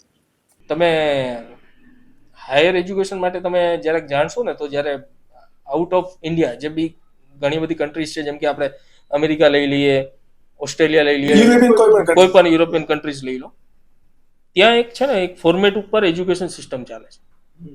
Maximum practicals, minimum theoreticals. આ એક પ્રેક્ટિસ છે ત્યાંની, કે મેક્સિમમ પ્રેક્ટિકલ્સ, મિનિમમ થિયોરિટિકલ્સ. તો અત્યારે આપણે ત્યાં ઇન્ડિયન એજ્યુકેશન કેવું છે કે મેક્સિમમ થિયોરિટિકલ્સ, મિનિમમ પ્રેક્ટિકલ, અને એમાં પણ બંક વધારે, થિયોરિટીમાં પણ એમાં વધારે, રાઈટ છે. સમજ્યા? તો એ છે. બીજું ડિફાઇન્ડ કરવું જોઈએ. જ્યારે હું સ્કૂલિંગની વાત નથી કરતો, હું જ્યારે હાયર એજ્યુકેશનની વાત કરું છું તો આફ્ટર 10 and 10+2 આપણે ગ્રેજ્યુએટ અને પોસ્ટ ગ્રેજ્યુએટની વાત કરીએ તો એમાં છે ને ડેફિનેટલી પ્રેક્ટિકલ પોર્શન્સ વધારે હોવા જોઈએ વિથ ધ થિયોરિટિકલ. હું તો એવું માનું છું 50% તો હોવા જ જોઈએ ઓછામાં ઓછું, કે તમે જે બુકમાં વાંચો છો ને એને ફિલ્ડ ઉપર કેવી રીતે કરો, એ ત્યાં કરાવો. એને એજ્યુકેશન જે બુકમાં આપણે લખ્યું છે ત્યાં કેમ થાય છે, આટલું ખાલી તમે શીખવાડી દેશો ને તો પેલો માણસે ક્યાંય નોકરી માટે અનુભવ લેવા નહીં જવું પડે. કોલેજમાંથી બહાર નીકળીને ધંધાદારી હા એટલે એવું અને એન્જિનિયરિંગ કે જે આટલી સુપર ફિલ્ડ છે, આપણે દુનિયાની અંદર કોઈ પણ જગ્યાએ સારામાં સારું કન્સ્ટ્રક્શન જોઈ લઈએ બરાબર, તો એ ફિઝિક્સના લો ઉપર જ કામ કરી રહ્યું છે, કન્સ્ટ્રક્શન સારું છે. દુબઈ જેવી, અમેરિકા જેવી આ બધા જે કન્ટ્રીઝ છે, બધા જે કહેવાય સ્પેસિફિક રિજન છે કે જે કન્સ્ટ્રક્શન ક્ષેત્રે બહુ જ આગળ છે, અને આપણે છતાં એન્જિનિયરિંગનું નામ પડે ને એટલે લોકોને પહેલા હસવું આવી છે કે યુ આર એન્જિનિયર, અને એમાં પણ હવે તો સિવિલ એન્જિનિયર એટલે લોકો વધારે હશે. હા, બટ આપણે જે અત્યારે પરિષદની અંદર બેઠા છીએ, જે કંઈ પણ અહીંયા ઇન્ફ્રાસ્ટ્રક્ચર છે, આપણે જે કોઈ પણ કંપનીની અંદર ભોગવી રહ્યા છીએ, તો એ બીકોઝ ઓફ કન્સ્ટ્રક્શન. તો આટલું બ્યુટીફુલ સ્ટ્રક્ચર છે, આટલી બ્યુટીફુલ સ્ટ્રીમ છે, છતાં પણ લોકો આવી નથી રહ્યા બીકોઝ ઓફ કે સ્કિલ્ડ લેબરની રિક્વાયરમેન્ટ પણ વધારે છે, સ્કિલ્ડ એન્જિનિયરની રિક્વાયરમેન્ટ પણ વધારે છે, અને સ્કિલ્ડ બેઝ એજ્યુકેશનની રિક્વાયરમેન્ટ પણ બહુ વધારે છે. અત્યાર સુધી છે ને અનઓર્ગેનાઇઝ જે નાના લેવલના કન્સ્ટ્રક્શન થાય છે ને અનઓર્ગેનાઇઝ છે. તમે જુઓ L&T નું કામ ચાલે છે અત્યારે, આપણું આ જે બુલેટ ટ્રેનનું કામ ચાલે છે, તમે L&T ને જોશો તો તમને એવું લાગશે કે આ કંપનીમાં જોબ કરાય. કોઈ પણ એક એમ્પ્લોય તરીકે જો જવું હોય તો આપણે L&T માં જવાય. કેમ એવું લાગશે? કેમ કે ત્યાં એમને એન્વાયરમેન્ટ એવું ક્રિએટ કર્યું છે, એ તમને પ્રેક્ટિકલી એટલા બધા શાર્પ બનાવે છે કે તમને ફોકસ કરીને પરફેક્ટલી વન ડાયરેક્શનમાં કામ કરવા માટે તૈયાર કરે છે. L&T ઓર્ગેનાઇઝ કરે છે. ઓર્ગેનાઇઝ કરે છે, એક સિસ્ટમ છે, SOP છે. SOP છે એટલે તમે બહુ એને ઇઝી વેમાં કામ કરી શકો છો.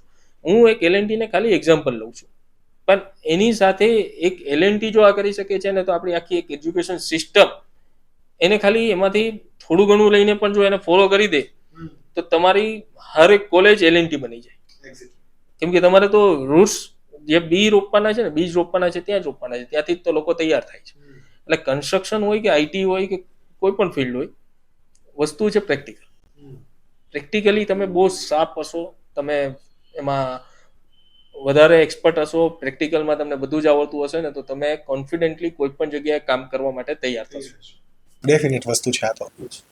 Yes, so this was all about the construction field, અને આ એન્જિનિયરિંગ, અને કહેવાય ને કે બહુ ઓર્ગેનાઇઝ રીતે તમારું જે બિઝનેસ છે એ ડેફિનેટલી તમે બહુ સારી રીતે શેર કર્યો. અને આ પોડકાસ્ટનું જે ઇન્ટેન્શન હતો કે ભાઈ એન્ટરપ્રિનર છે, એન્જિનિયર્સ જે છે એ દેશને ઘણી રીતે કન્ટ્રીબ્યુટ કરી શકે છે. જસ્ટ ખાલી ગવર્મેન્ટ જોબ કરવી એ જ ઓપ્શન નથી, બિઝનેસ કરવો એ પણ સારો ઓપ્શન છે. અને કદાચ જરૂરી નથી કે તમારું એજ્યુકેશન સિવિલ એન્જિનિયરિંગ હોય જ, બટ સ્કિલ હશે તો તમે ક્યાંક ને ક્યાંક આ ફિલ્ડની અંદર પણ સક્સેસ જશો. અને આવી રીતે ઘણી બધી ફિલ્ડ છે એમાં સક્સેસ જશો. અને this is the intention of behind this podcast. I hope કે તમને આ વિડીયો ખૂબ ગમ્યો હશે. જો તમે HM કોન્ટ્રાક્ટરને કોઈ પણ સપોર્ટ માટે પણ કોન્ટેક્ટ કરવા માંગો છો તો ડેફિનેટલી તમે અમને ઇન્સ્ટાગ્રામ પર રીચ આઉટ કરી શકો છો. We will provide you all the details. અને આવા ને આવા પોડકાસ્ટ સાંભળવા માટે, સમજવા માટે, અને ભારત દેશને વધારે 1% મજબૂત બનાવવા માટે આજે જ અમને સબસ્ક્રાઇબ કરો, અમને ફોલો કરો, ક્યોંકि બિઝનેસ करना भी स्किल का मामला है.